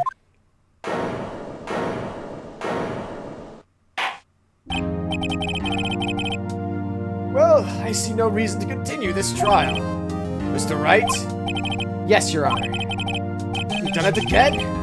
That was quite a spirited defense. Yes, Your Honor. I guess you could say that. If only you knew how spirited it was. Well, this court finds the defense, rather, the defendant, Mr. Phoenix Wright, Not guilty. Let's go! I'm the best! That is all. This court is adjourned. September 9th, 2:24 p.m. Defense Lobby 1. Well, I never thought I'd be saying this again. But congratulations. You're lucky I was born a Fae. I'm lucky I had both you and Maya on my side. I'm glad you made it. Thank you, Phoenix. You risked a lot to help me, and Maya. I won't forget it as long as I live. As long as you live, huh? My time here is running out. Huh? Maya's powers are still weak. I can't stay here that long. What? No, there's still so much to say. Don't worry. I'm sure we'll meet again. Chief! I'm not the chief anymore. Phoenix, can you come to the office tonight? Say 9? The office? I'll see you later. Chief! Mia! My wrist hurts from being on the mouse this whole time. September 9th, 9:02 p.m. Faye & Co. Law Offices. Being here, it's hard not to think about that night. You came! Mia! I was kind of worried you might not. Of course I came. Well then, I'm pretty hungry. How about a burger? Mia? You should see your face. Mia! What are you talking about? It's me, Maya. Maya? What, did I look like my sister? Look like you were her. I might be able to use that. Oh, Phoenix, go to the store and buy me lunch, would you? Maya, why are you here? Because of this. See, Mia wrote me a letter. Take care of Phoenix for me. Take care of... Huh? She means the office. This office. Someone has to help with the new Wright & Co. Law offices, right? And who better but me, Maya Fey, reporting for duty. Wait, no, on second thought, let's make this more casual. Yo, Nick! Maya here. Kill Nick. You don't mind me calling you Nick, right, do you? It's a great name. Mia said that's what your friend Larry calls you. Nick. You know what this means? We're partners. And thus began a series of many events. You know, when I think about it, it is Maya's fault I'm here now. But if it wasn't for her, I'd probably be in jail. Right in co-law offices. It's got a good ring to it. Yeah. Thanks, Maya.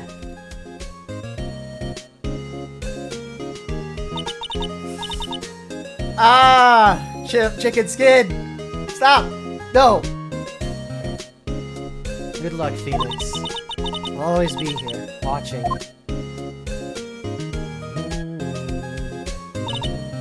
Right. Okay, Nick, let's do it. Huh? Do what? Burgers, dummy! Burgers! There's a great burger joint just down the street. Come on, time's a wasting. Okay, wait up.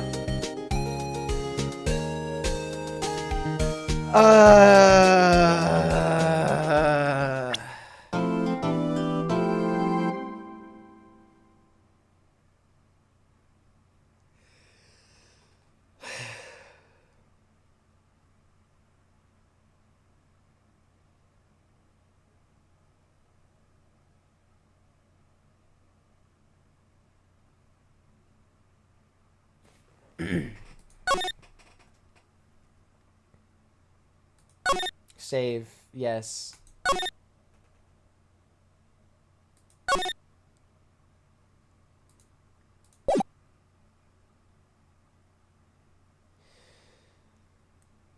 Okay, wait, what? Oh. Right. Oh, I was the moon? No, it is you who should gaze upon the moon, for it will be the last moon you ever see.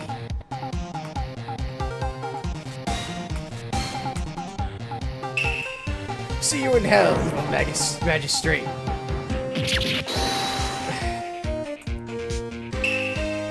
The warrior swords gleam and strike in the moonlight.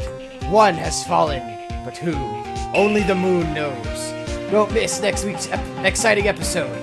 The Dark Messenger returns.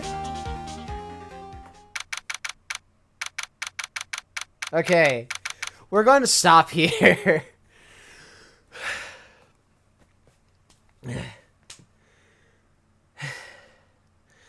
I'm out of breath and my throat is beginning to itch, so we're gonna stop.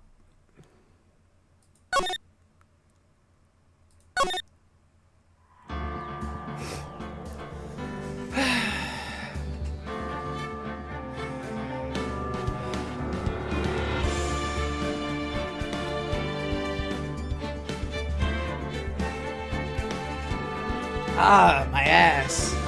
Alright. I am most definitely continuing this. Because it's great. I love it. Ah, chicken skin. Chicken skin. I hate this. No. Chills. I don't... Alright.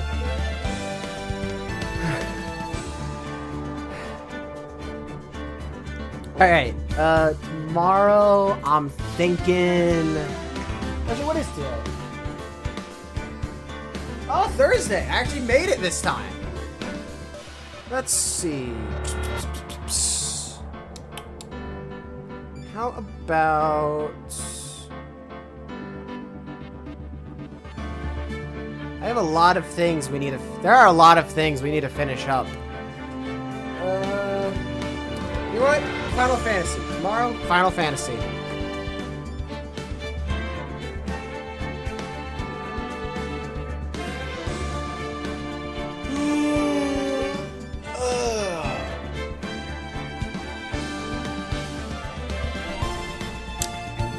This game, Ace Attorney is just a great series.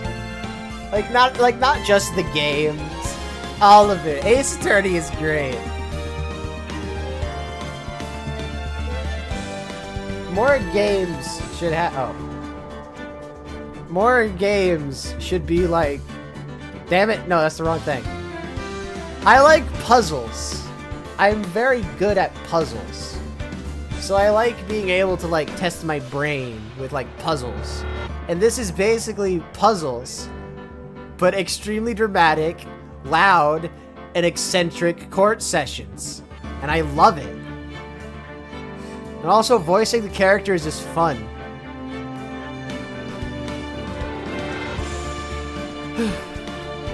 But now I'm tired, I'm hungry, and I'm just gonna go.